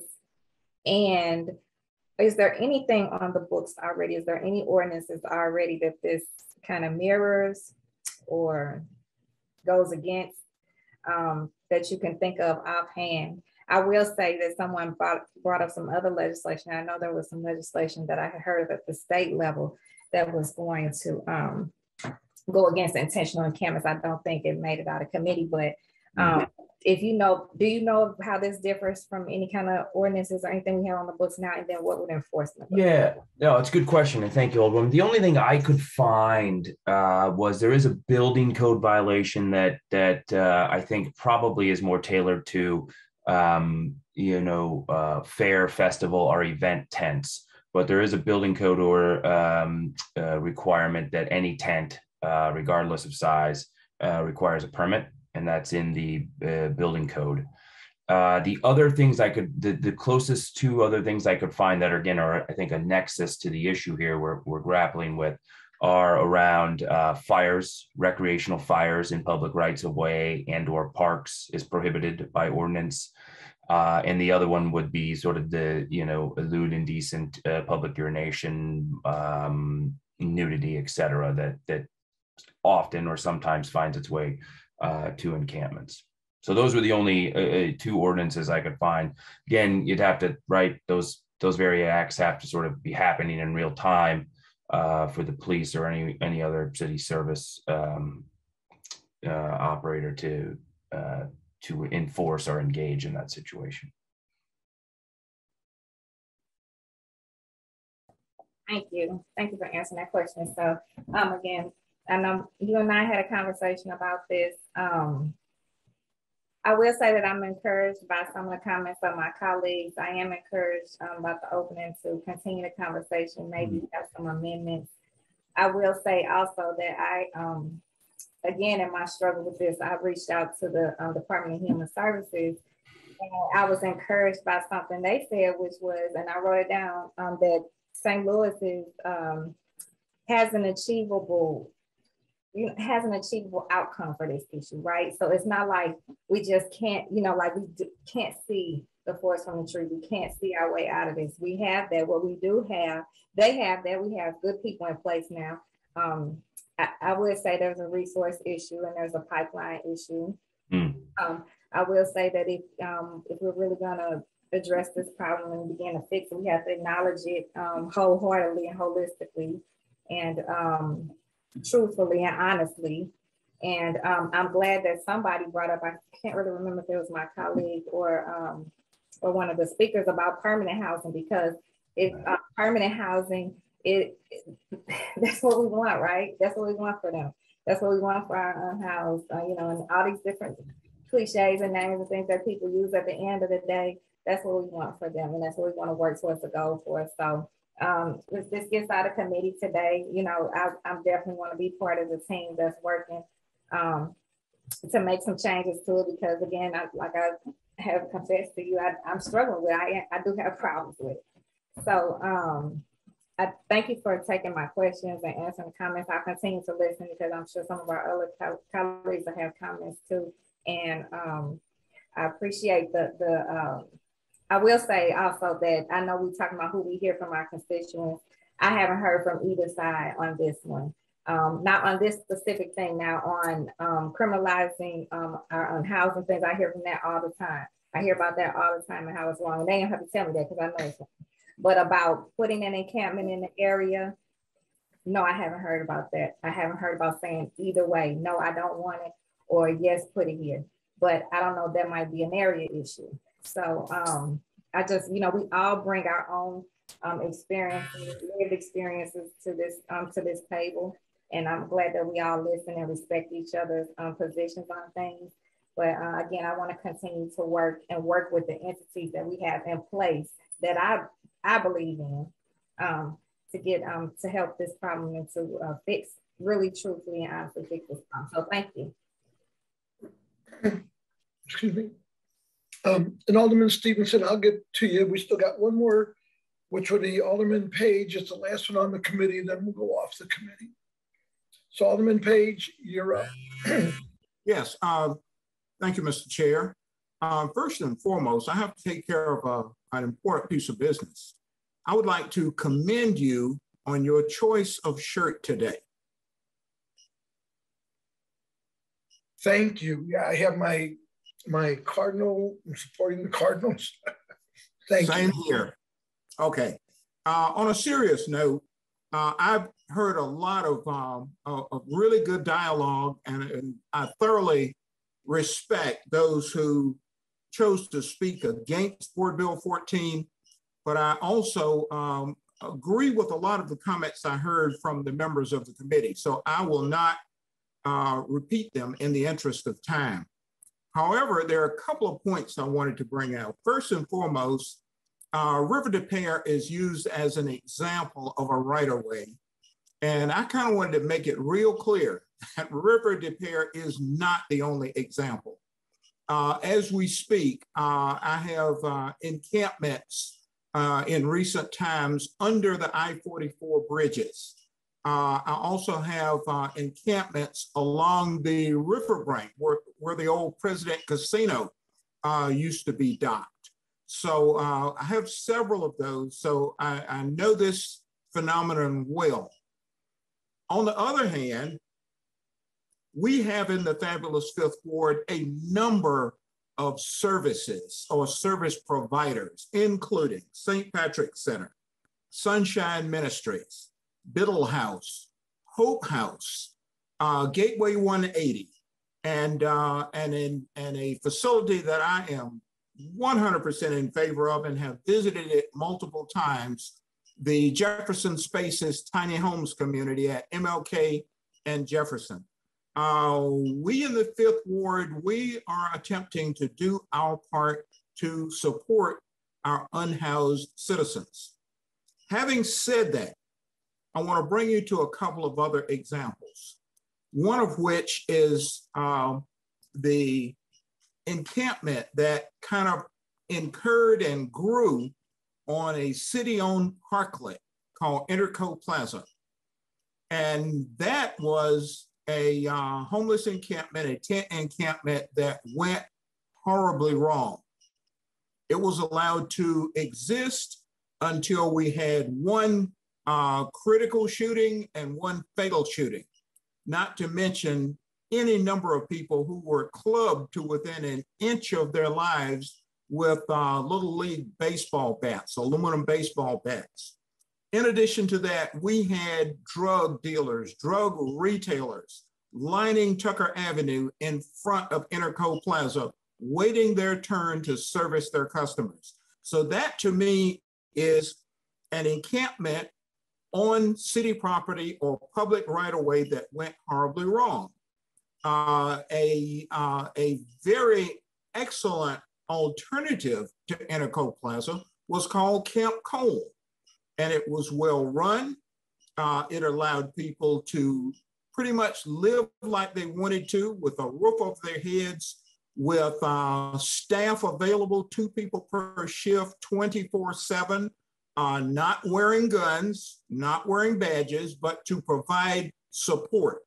The people were given places where they could store their belongings. So there's a wide spectrum of homeless services and facilities.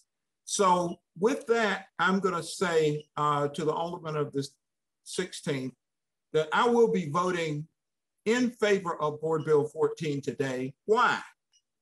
2 reasons. First, you've already heard, is that I want us to have a robust, deep, down in the weeds conversation at the full Board of Aldermen that I pray will incentivize us to get better care of our last but not least, I'm going to vote to move this Board Bill 14 out today. Why? Because I care about our unhoused citizens. And I think that is a good way to start that expression of care. Thank you, Mr. Chair. I will yield back. Okay, we're going to step off the committee here. Alderman Stevens, you had your hand up first, then Alderwoman Rice, you had your hand up second. So Alderman Stevenson, or Stevens, I'm sorry. Oh, that's okay. Thank you, Mr. Chairman. Would my dear colleague from the 16th yield for questions? Alderman from the 16th, would you yield from questions from Alderman Stevens? Well, yes, go ahead, Alderman. Brilliant. Thank you, Chairman, and thank you, Alderman from the 16th. I gotta say, Alderman from the 16th, I was quite surprised to see this board bill introduced through a parliamentary procedure last Friday with no discussion with the Alderman of the River to Pear that you're referencing in the board bill. So I'm glad that we now have this public forum to have this. I wanted to ask Alderman the 16th, you frame this as a public safety concern, and I do believe that it is a concern within the realm of public safety. Did you reach out to the Public Safety Division for an opinion from them regarding this board bill? Did I reach out to the Public Safety Division for an opinion? Yes. Did you reach out or work in collaboration with, say, Director Isom, the Public Safety Director, or anyone else under public safety? We did have an officer, a former officer from the 3rd District speak in opposition, but you know, we're used to dealing with the more top brass. Did you? I didn't reach out for an opinion. No, I didn't reach out for an opinion from any office or agency. Mm-hmm. Okay. Including the city councilor? No, I spoke with the director of operations, though, twice. Once with you on the call, Alderman, and once again this morning. Yes. Mm-hmm. Director Cross. Let me see. Have you consulted, say, the CDC, so the Center for Diseases Control, guidelines for public health policy and homelessness? I mean, they're the federal level policymakers for this area, and they frame it as a public health concern. We're framing it as public safety, but I mean, they've got numerous articles on on everything from municipal, state, and federal approaches to solving homelessness. Did you peruse any of those, Alderman? I can't say that I read any CDC guidelines specifically to homelessness or unhoused. No, Alderman. Okay, thank you. Are you familiar with Martin v. Boise from about 2020? Our colleague of the 24th mentioned it earlier. I'm vaguely familiar with it, Alderman. Okay. And let me take a step back, actually. Have you heard of Graham versus Shamel, 1985? And that would be our own Vince Shamel from 1985. Heard of it. Can't say I'm very familiar with the details, Alderman. Yeah, no, that's totally fine. As Nancy Cross put, you're a banker, right? Like, and I mean, who am I? So this is actually why I've posed these 3 cases to our city councilor, and we'll be getting a report, a formal report on whether or not this Board Bill 14 opens us up to civil litigation. As a city, that's due on May 13th. However, I'm afraid that might not be soon enough. So just so that we're all on the same page, Graham versus Shamel was a class action lawsuit on behalf of homeless clients by the Legal Services of East Missouri. I've also reached out to them for an opinion. It said that the city of St. Louis is charged to provide shelter and additional services to relieve the plight of poor or homeless individuals, right? And that's 1985. We all know that the city is not adequately addressing it for whatever reason. It might be budgetary, it might be capacity, but we know that we've been charged in Graham versus Shamel to do so. Martin versus Boise is more contemporary, and that's 9th Circuit, so that Western Seaboard. So it doesn't actually cover the 8th Circuit, but I know this is perhaps belaboring the point. I'm not sure if anyone's doing construction there, so, but I don't mean to belabor the point, Alderman, but Martin versus Boise was not heard by the Supreme Court. They declined to. That's not an endorsement by the Supreme Court, but it shows that there's not conflict between the 9th Circuit and the other circuits, right? And that ruling held that cities cannot enforce anti-camping ordinances, which this is, if they do not have homeless shelter beds or enough homeless shelter beds, which we've heard from the Department of Human Services, Mayor's Office, that is our present case. And finally, Alderman, I wanted to point out Fernandez versus St. Louis County. I mean, we're talking about civil rights, right? I'm belaboring this point because this video will persist for the next decade on public record. And I want people to understand that you just can't ban homelessness and you just can't ban people. We've got the Board of Public Services. We're not banning homelessness. That's no one's banning that. Those words don't exist anywhere in there, Alderman. Well, I think they're implied, so I apologize, Alderman of the 16th. Well, I mean, I've misread that. Well, and I apologize. I understand that statement for public record. And I believe that ends my questions. However, I would like to continue speaking on the board bill, dear Chairman.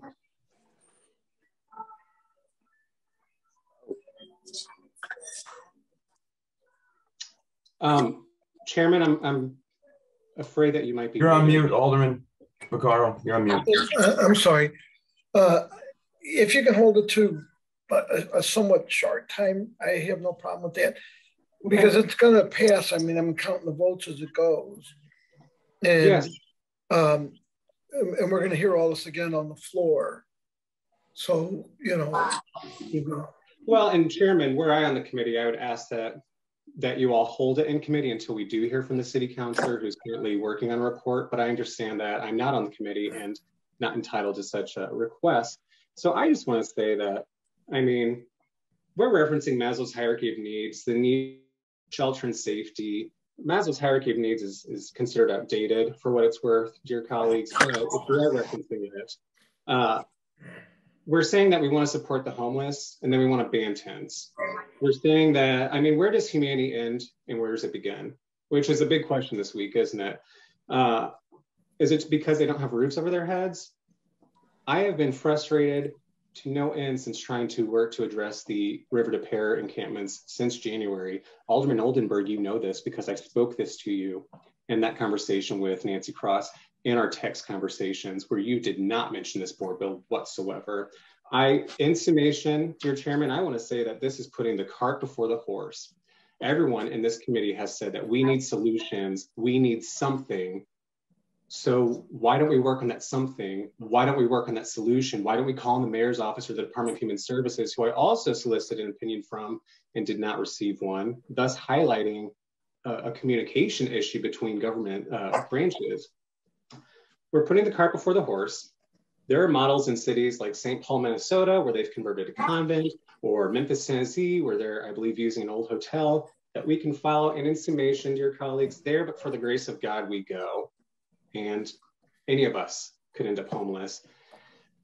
And what we do now could be putting the city at risk for civil litigation. It could absolutely come back to harm us as individuals, if not as a city. And I wish that we'd had further conversations before you suspended the rules to introduce this board bill without further thought, that you would have done research, that you would have considered the potential risk that you're placing the city in. And to voice my frustration, this is frustrating because you know I'm on this. You know that I've been working with DHS, Nancy Cross, the mayor's office, anyone I can, because you know we don't have the power to do this. Likewise, we do not have the right to try and ban people. With that, Mr. Chairman, I yield back. Thank you. Thank you. Alderwoman Rice. Thank you, Mr. Chairman and members of the committee for letting some of the rest of us speak on this. I've listened to everybody's comments and the comments of the public today. And I want to just start by saying that human beings in our city are valuable and important just because they exist, whether or not they're productive by our standards. And they deserve shelter, they deserve safety, they deserve our care and our compassion, regardless of whether or not they meet our standards. So I share my colleagues' significant concern with this bill. It's incredibly broad. There's a letter in the drive from BPS speaking to the sort of encroachment on the authority of BPS to handle some of these things. So permits with our parks, with our public property. And I share concerns about enforcement mechanisms. I'm concerned that the two wards that are represented in the photos that were taken and were shared today, those alderpersons weren't spoken to before this hearing. And the situation in the 15th ward is an incredibly complicated situation, and the alderwoman from the 15th can speak to the amount of work that has gone in to try to help those folks. And so to merely just post a photo of their location, or I'm not post, I mean share a photo of their location without any of the context to the extreme situation that they are facing and the work that has gone in to try to build a relationship with them so that they can be brought inside and be taken care of safely is kind of unacceptable to me. I think that I appreciate that you have the votes for this today, but I think that committee is where this discussion needs to happen. This discussion involves multiple city departments, none of which are here to speak for themselves. I don't know who was invited to come speak today. I don't know, the timeline of when those were invited. And so I'm not trying to speak bad faith to this in any way, shape, or form. But I think that this discussion should be continued in committee because we have, 80% of the money that we have allocated through the ARPA funds is either under contract or is being expended. I'm on a weekly call with service providers and with city departments and with county departments talking about how much money we are getting out the door. We are getting rental assistance out the door. We are helping families. We are doing eviction mediation. Our folks have been working hard to try to solve these problems. And so to continue to insinuate that none of this money is being spent is just frankly false. And so I don't know where that narrative is coming from, but it is not true. This money is moving. And we have a robust and really complicated contract process that sometimes gets in the way of the speediness that we want to get these things out the door, but they are moving. One of the ways that we expended funds last year was we asked for the potential for encampments, so tent encampments. There was an amendment that was in the drive when Board Bill 2 was being debated that would change that to tiny homes that would be more supportive, that would be sturdier, that would be safer for the residents. That amendment was not allowed to go forward. We were PQ'd on the debate of even having that. And we're talking about the spaces that we have in the city to house people.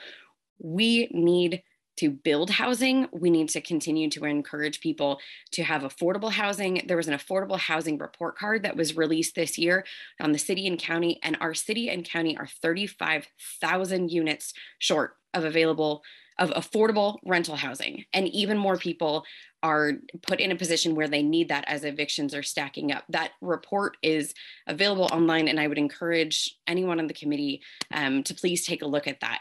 We have an 81,000 unit surplus for folks who are for 31 to 50% of the area median income.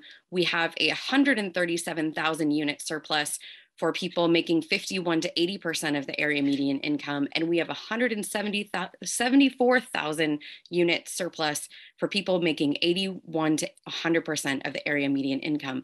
So we're talking about a severe shortage in housing. We don't have spaces to put these folks up. Even if they're ready for housing, we don't have it available.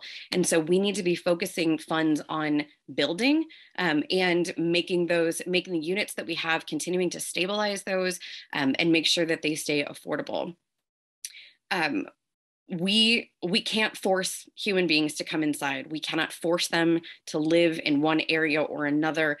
The only way that people are forced to live in places is through imprisonment, and that is not a way that we can work with people who are unhoused. Being visible like this on public property, and I will say that a vast number of these people have probably contributed to the tax rolls at one point or another in their lives and are currently paying taxes if they are employed, which a lot of them are. And part of the reason that shelter space is not always viable for them is because they have jobs, because there are time limits on when they have to get into the shelter and when they have to leave again. And that doesn't work with everyone's jobs. I had a constituent here in the 8th Ward who contacted me, who was working in the restaurant industry and couldn't get into a shelter because their shift ended after the shelter doors closed, right? So we have people who have all sorts of different needs. We have a need for safe use sites, and safe use sites can help get people access to clean drugs where they can use in a safe and supervised location. And that has the potential to build that relationship to move people towards rehabilitation and remove their dependence on drugs in the first place. We have all of these tools, and we need to continue to work together to figure out how to solve those problems. But passing a bill out of committee without the robust discussion with the departments that are involved in public, let's figure out, where are our social workers? I know that the health department and human services has acquired more, but they have hired more outreach workers. They are moving through that process. We have tools on the table, and we're speculating. We're saying, this department told me this department told me this. And I don't mean speculating in that we're telling falsehoods, but it would be great to have them here to speak for themselves, right? Is the enforcement mechanism the police? What do the police actually have the tools to be able to come and respond to these situations? We know that the most humane way to move folks who are in tents is to help store belongings as well, and that is not made a provision in this bill. Colleagues, I understand this is a huge situation, and homelessness is something that every city in America is dealing with because we have a national shortage of affordable housing, and it is only getting worse. The income gaps are only getting worse, and people are more and more vulnerable every day. So by us saying no to public property, to the citizen-owned, taxpayer-owned property, we're saying not in my backyard, and we're dispersing people into more and more dangerous situations if we don't have the shelter beds, or if we're telling them that they have to go and hide from us. Then that means they're hiding from service providers. We're disrupting their care. We're disrupting the relationships that could lead to actually getting them back into housing. So the best practices in this entire arena of places that have been successful at moving people into housing is not criminalizing their existence or not preventing them from being on public property. We have to do the work of making sure that there are places for them to go first, and not just telling them that they have to move. Thanks for the time. Thank you. I'm going to, let's see, get my picture back on. I'm going to go to Vice Chairman, but Alderwoman Davis or Alderman Boyd, which one of you had your hand up first? I'm not sure, Mr. Okay, Chair. I'm here. You know what? I'm going to let you. In fact, Vice Chairman Boyd, I'm going to let you go because I have to step out just for what's going to be about 2 minutes. But so Alderman Davis, then Alderwoman Christina Gracias, and Alderman Dan Gunther. But I should be back. I just got to run down, and I'll be right back. Okay, cool. Oh Lord, I'm just gonna say this has been a very complex conversation to have. I don't know who can answer this. I mean, the only lawyer we have here that's present is, I think, Alderman Ryan. He still seems to be on the call. So, Alderman Ryan, can we talk? Alderman Ryan. Yes. Okay, so you had talked a little bit about the Supreme Court ruling on certain issues, and I'm just curious, has the Supreme Court ruled on curfews in city parks when it comes to municipalities? Because, you know, municipalities have had curfews in parks for forever. I couldn't speak to that off the top of my head. If the Supreme Court's ruled on it, I feel pretty confident. If I just kind of put on my judge cap for a second, I would say that's a reasonable time and place restriction for the government to impose. Okay, and that's what I was thinking. You know, I play a lawyer in person, and I haven't gotten a TV yet. I'm waiting on my show, but I just try to think simplistically. So if the city could set a curfew for our parks, which is public land, right? And our right-of-ways are public land, whether it's a state, you know, right-of-way for the highways or a right-of-way for the city. So it would be within our purview to establish a curfew in our right-of-way, right? I think parks would probably be different than your average right-of-way, because I don't believe that you would be able to say, for example, Grand is closed between 11 p.m. and 7 a.m. every day. Well, actually you could, depending on what's going on, because we block streets for parades all the time. Sure. Okay, so, but I'm a yield to your logic, because I don't think you could say you can't walk on my sidewalk between 6 a.m. So I got let's let that stand. You know, and I've heard the comments of the Alderwoman from the 8th about deterrence. So Alderwoman from the 8th, would you engage me in conversation? Sure. Okay, so I heard you say something about imprisonment is not a deterrent, right? Is that what I heard you say? I don't think that I said that. Also, I'm a lawyer, so we. And I know that. Okay, well, you said there was only one lawyer on the call, so. I'm sorry, you're right. I apologize. I forgot. I'm sorry. Appreciate it. Okay, so I don't think I said that. What I was referring to is the only way that we can specifically tell people where they live is if they are in prison. I'm sorry, say that again. The only way that we can tell people where they have to live is when they are in detention, when we are physically holding them, when the state is holding them. Okay. Otherwise, humans have the right to live wherever it is that they choose to live in the United States of America. I'm sorry I can't play your comments back in real quick, but I heard, because I wrote it down, and I heard something about imprisonment not being a deterrent. Well, correct. I mean, I think that's also true. That I don't know if I said that specifically, but I will agree to that. That putting people in jail does not solve homelessness, does not help people get back on their feet, or get them to the resources that they need. So let me ask you this. So do you think assault and battery, murder, kidnapping, different felony type assaults deter people at all? Does being physically harmed deter people? What? I'm sorry, I don't understand your question. Do you think that someone who murders people, somebody who physically assaults people, somebody who creates heinous crimes against people is a deterrent to commit those crimes? Do you think it's a deterrent? I'm sorry, I think I'm still missing something. So you're saying, is jail a deterrent? Is detention, It's jail, yeah, jail. Imprisonment, okay, sorry, that part was missing. Imprisonment, a deterrent. Is imprisonment. Well, so it depends. Honestly, one of the first things that we learn in criminal law courses in law school is about the justifications of punishment and the foundations of why we as the United States of America choose different punishments for different crimes.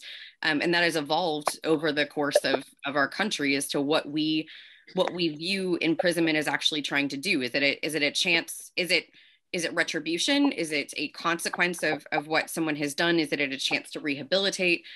Is it, all of those are up for questions, and the jurisdictions that decide the punishments for crimes are supposed to look into that.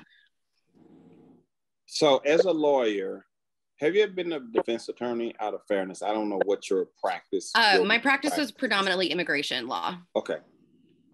So in your professional opinion as an attorney, do you think incarceration, imprisonment is a deterrent for people who create heinous crimes against folks, whereas personal assaults or murder? Not necessarily, no, I don't. Okay, cool. So would you think that people who commit those crimes should just like go get a summons and go home and let the courts decide whether they were guilty of that or not?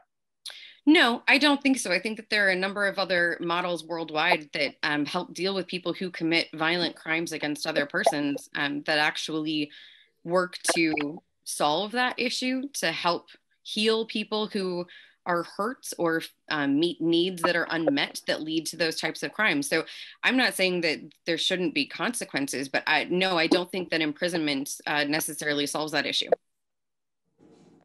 So you're saying that you don't necessarily think it solves that issue, but if somebody killed my mom, you think it's okay for them to just be arrested and let go and hope they show up to court for, adjudication of the case? No, that's not what I'm saying, but I also think we're wildly off topic of I'm not talking worldwide. First of all, I don't mean be disrespectful, because St. Louis City is like a country within the United States. We are not like the real world. We have racism, we have all kind of isms and issues, unlike other cities that are very progressive, like Memphis and Atlanta and Dallas and Houston and so on and so forth. So I'm talking specifically for like in St. Louis. Do you think that they should just get a summons and we expect them to show up to court? No, I answered your question. I said no, but what I was saying was I think that we're a bit off topic of the situation at hand. Let me make sure that we're on topic, because the topic is if people are homeless, then they may be subjected to a summons. They have to move. What was the word? I forget the word, but if we pass this, then basically we are punishing people for being homeless, basically, right? And just to sum it up, right? I think, in my view, yes. Telling folks that they can't live on public property is a punish. Moving them from where they're living without other resources is a punishment of its own. Yes. Okay, so I'm gonna ask you this: so you would support a homeless person setting up on your sidewalk in front of your house because they're unhoused and have nowhere to go? You would support that, right? And your neighbors would probably support it as well, I'm guessing. Well, I don't know if I can speak for my neighbors, but I think that if someone finds the sidewalk in front of my house is the safest place for them to exist at the moment, then okay, so let's figure out what we need to do from there. Okay. Let's figure out what we need to do. But in the meantime, while you're trying to figure it out, it's okay for them to camp out there, right? Is that what you're saying? Would I be personally okay with that? Yes. Yeah. Okay. Okay. Thank you, Alderwoman. Well, this whole conversation is just real tricky. I don't want anybody to think that certainly I am insensitive to people being homeless. I just question, and maybe we should have a town hall meeting about this, because it seems that people who are least affected by some of these issues are more so the champion of the behavior. And I would submit to you that this is an abnormal behavior to choose to be homeless. And I would submit to you that I've been a landlord for 30 years. 30 years I've been a landlord. And I've had so many games played on me by tenants. I'll pay you next week. The check is in the mail. Give me time. And I've done all of that stuff. And I will assure you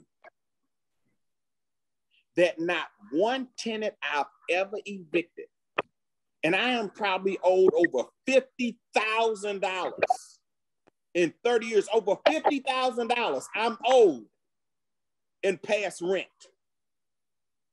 But you know what? They just move right along and sucker some other landlord into, buying into their issues and how they're great and how, it's just them and their 2 kids. And then when they rent it out, it ends up being them, their 2 kids plus 4 and a boyfriend who sells drugs. So I'm speaking from a landlord point of view. Do I enjoy evicting people? Absolutely not. The worst thing for a landlord to have to do is evict somebody. And let me explain to you why. Because oftentimes people in poverty that have to be evicted have a bunch of other issues. And I'm talking about Jeffrey Boyd experience. And please don't nobody dare challenge me on my experiences, because I have no reason to lie. People who get evicted, who are imprisoned with poverty, tend to destroy your unit, tend to do all kind of nefarious things that makes it hard for a landlord to recover once they're evicted. I would prefer that they stay there and I not have to evict them. But there comes a time after a landlord who's tried to work with people, and Lord knows, you just Google me and check my record. I have tried to work with people before I evict them, before all of this whole unhoused stuff came about and all of this progressive movement came about. I tell you again, 30 years I've been a landlord. And these people move right on and do fine somewhere else. But these are people with families, okay? When you're talking about big time evictions, you are talking about people with families. You're not talking about somebody who's drug dependent. You're not talking about some individual that's in a single family, unit. You're talking about most of the people who are evicted, and I want somebody to prove me wrong, are people who are evicted that have families, and they play games with landlords, and they game the system. And we use it as antidotes for why, oh my God, we have to save all the unhoused people because they're going to be evicted and blah, blah, blah. The people who are evicted, the majority of them are not going to a shelter.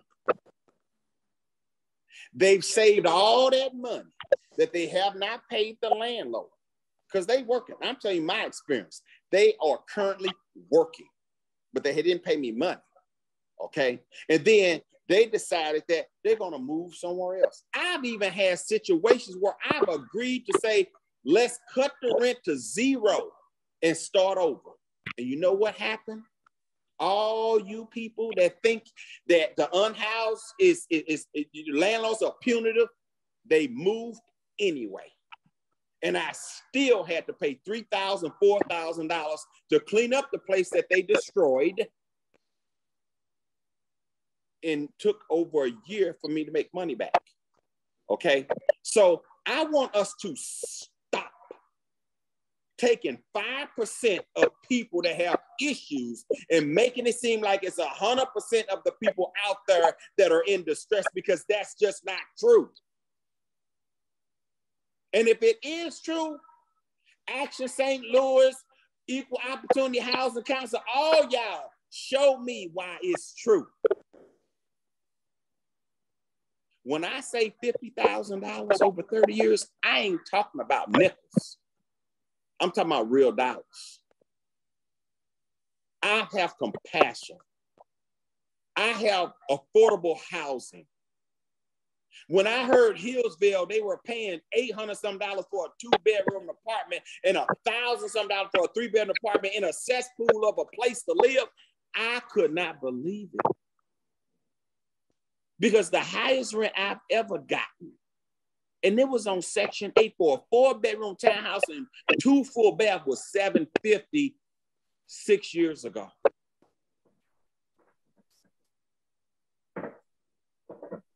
I am not going to continue to accept excuses for a small majority of people when I have a large majority of people who are traumatized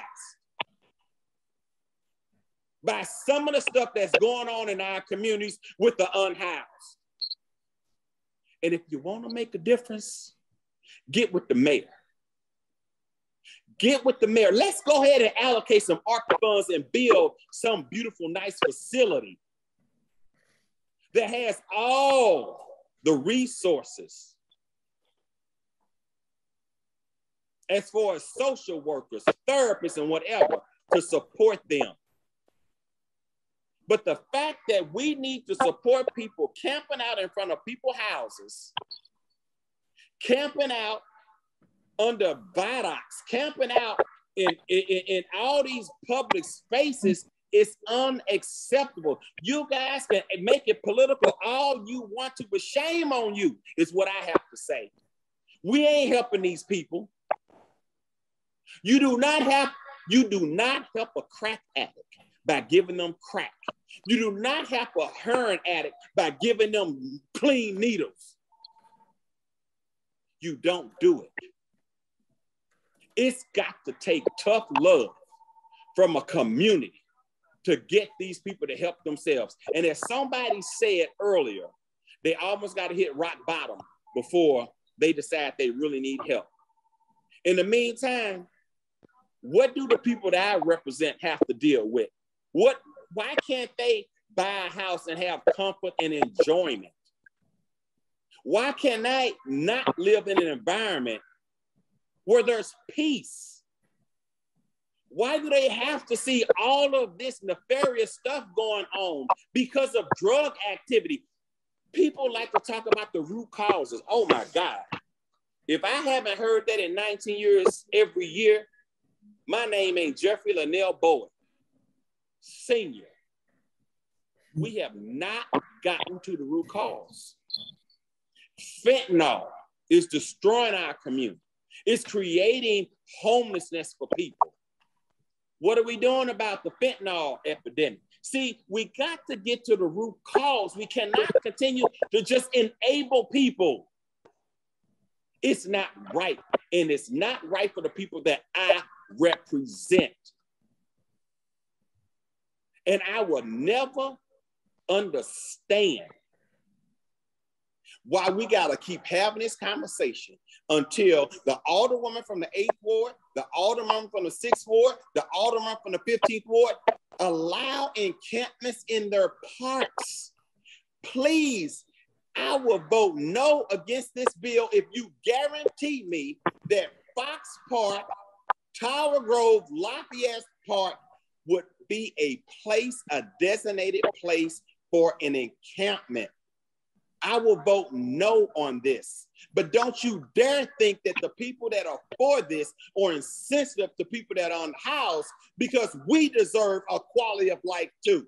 Our life matters. Our children matters. My kids have grown up with prostitution and women flashing themselves naked bodies for over 20 years. 20 years. I have a baby that don't ever want to come back to St. Louis because of the trauma that she's had to deal with in my neighborhood. Because my family loved me enough to stay here and want to make a difference. When is it time for the people who do right? People that buy houses, that have been here for 50 years, they paid their house. My grandmama deserved that, live in a community that has peace, love, and enjoyment. Most of the people, I guarantee you, and prove me wrong with documentation, because documentation beats conversation. Most of the people that's for all this stuff about enabling homeless and unhoused people don't want them in their neighbors don't want them in their neighborhood, and they're not bringing them into their homes. I am exhausted by continuing to have these conversations that are convoluted, and it puts onus on the alderman when all we trying to do is help our constituents, but we got to be the bad guys. Well, Mayor, damn it, come up with a solution. Come up with a solution that we all can agree with. But at the end of the day, I'm going to tell you, the 22nd Ward, we're not having encampments. We're tired of prostitution. We're tired of drug dealers. We are tired of all the nefarious acts that go on in our community, and we're not going to support it. Damn it.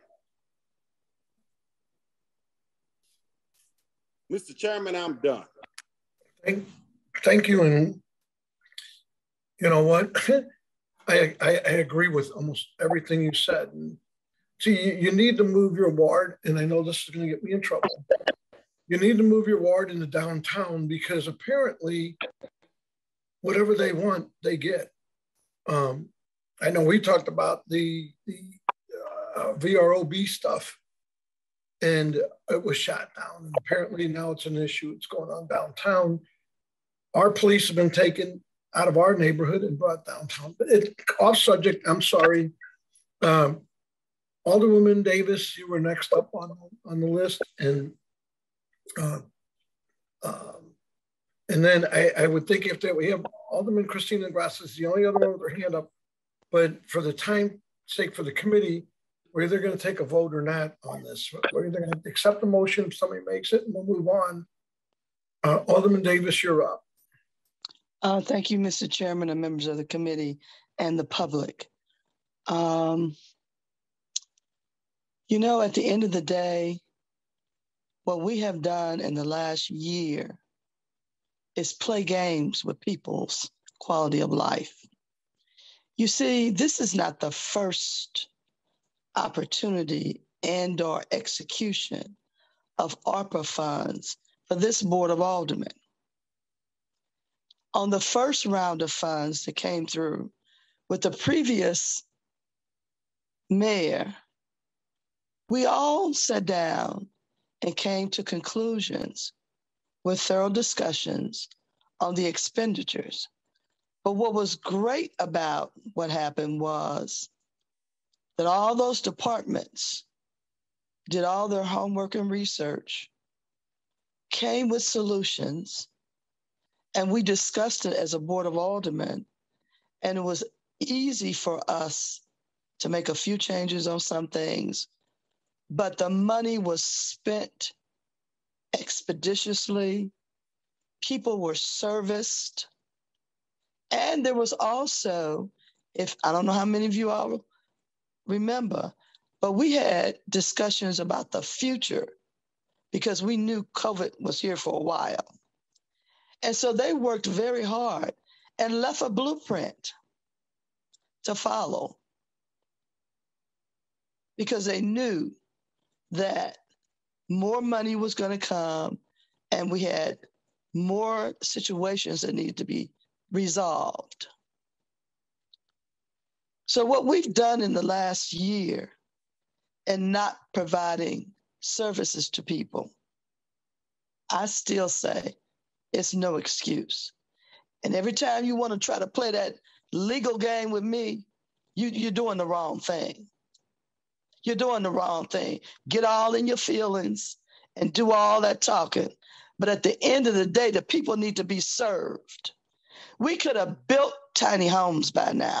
We could have put a certain structure together for those people who have various problems, whether it's PTSD or whatever, so they could have the luxury of, if they needed to be outside, they could, but they would have a home and a roof and a place for their belongings. There are too many ways that this could have been resolved, and we already know what they are because we had already researched it.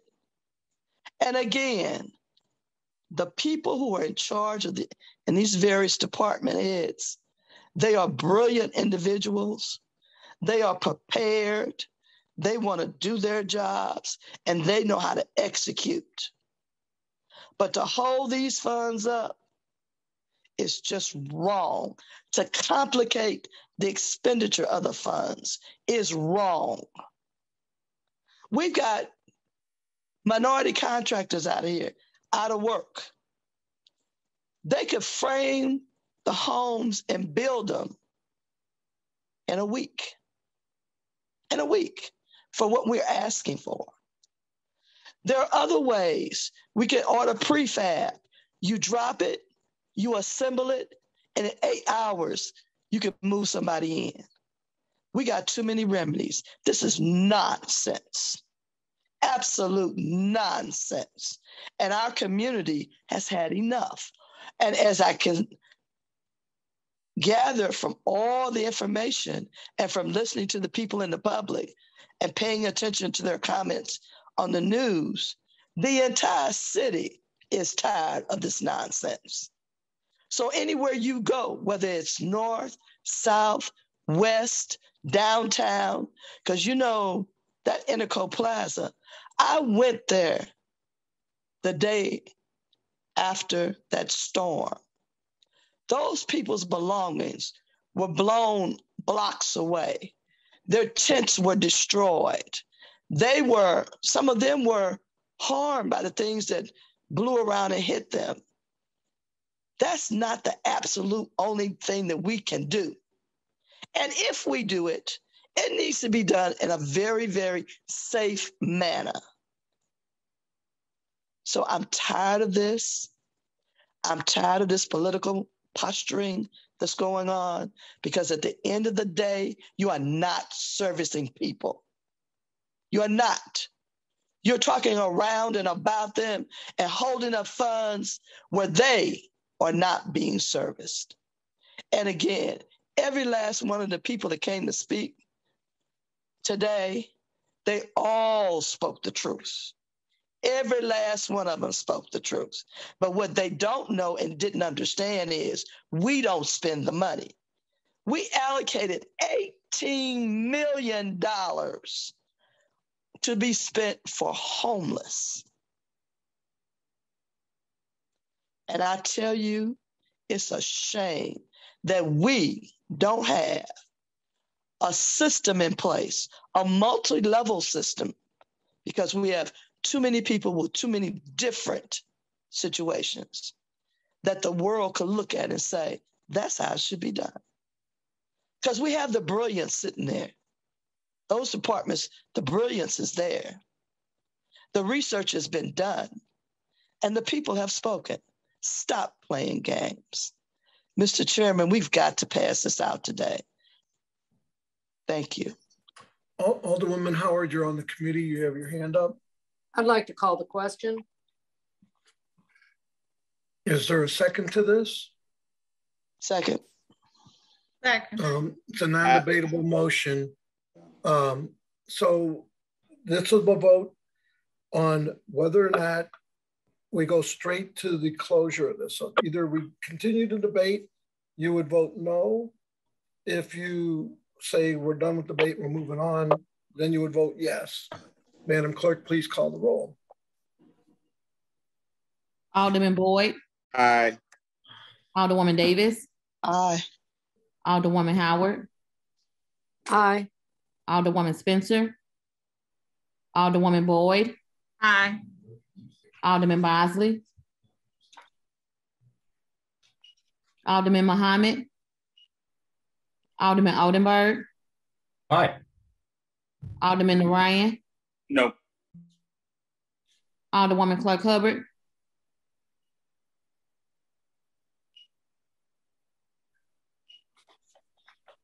Alderman Page, Aye. Chairman Vaccaro, Aye.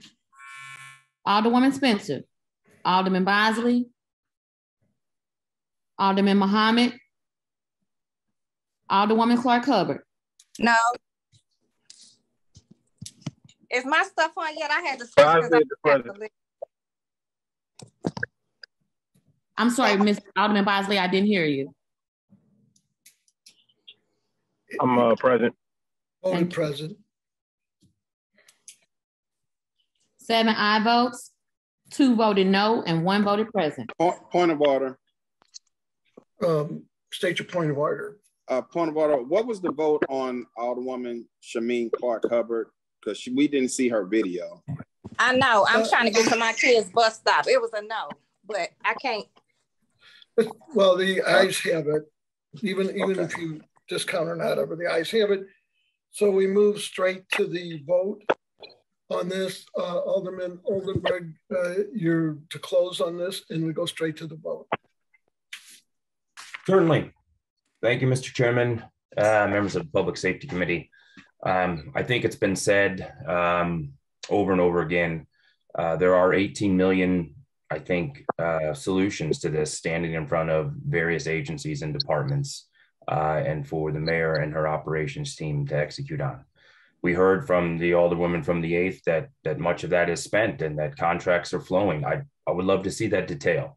Maybe there's a request and receive path that she's got a special code to that the rest of us do not. But I would love to see that because all I see is more tents and more of a safety issue and more of the problem not being dealt with. I also think it's important to move this to the floor of the Board of Aldermen because our community, the response of the community, they want to see action. They don't want to see us sitting in committee evaluating several hundred studies or bloviating about legal opinions and Supreme Court cases, which clearly just evidences you have an abundance of free time and mire and bog this down in a conversation in committee rather than have it in a very transparent, open Board of Aldermen. They want to see action. At the end of the day, we're a big city and it's a short day. And this issue is not going away. And I'm glad that this board bill could convene everyone's emotions, everyone's concerns, and give a venue for folks to talk about it. That's healthy. That's healthy. That's government. Absolutely. So I'm going to close by moving, Mr. Chairman, that we pass Board Bill 14 out with a do pass recommendation. Is there a second? We have a second. Madam Clerk, please call the roll. And this vote is to move it out with a do pass recommendation to the full board. Alderman Boyd. Point of order. I'm unclear. Alderman Oldenburg, what was your motion again? To pass Board Bill 14 out with a do pass recommendation. Okay. And who seconded? I did. I seconded. All right. Thank you. Madam Clerk, please call the roll. Alderman Boyd. Aye. Alderwoman Davis. Aye. Alderwoman Howard. Aye. Alderwoman Spencer. Alderwoman Boyd. Aye. Alderman Bosley. Present. Alderman Muhammad. Alderman Oldenburg. Aye. Alderman Ryan. Present. Alderwoman Clark Hubbard.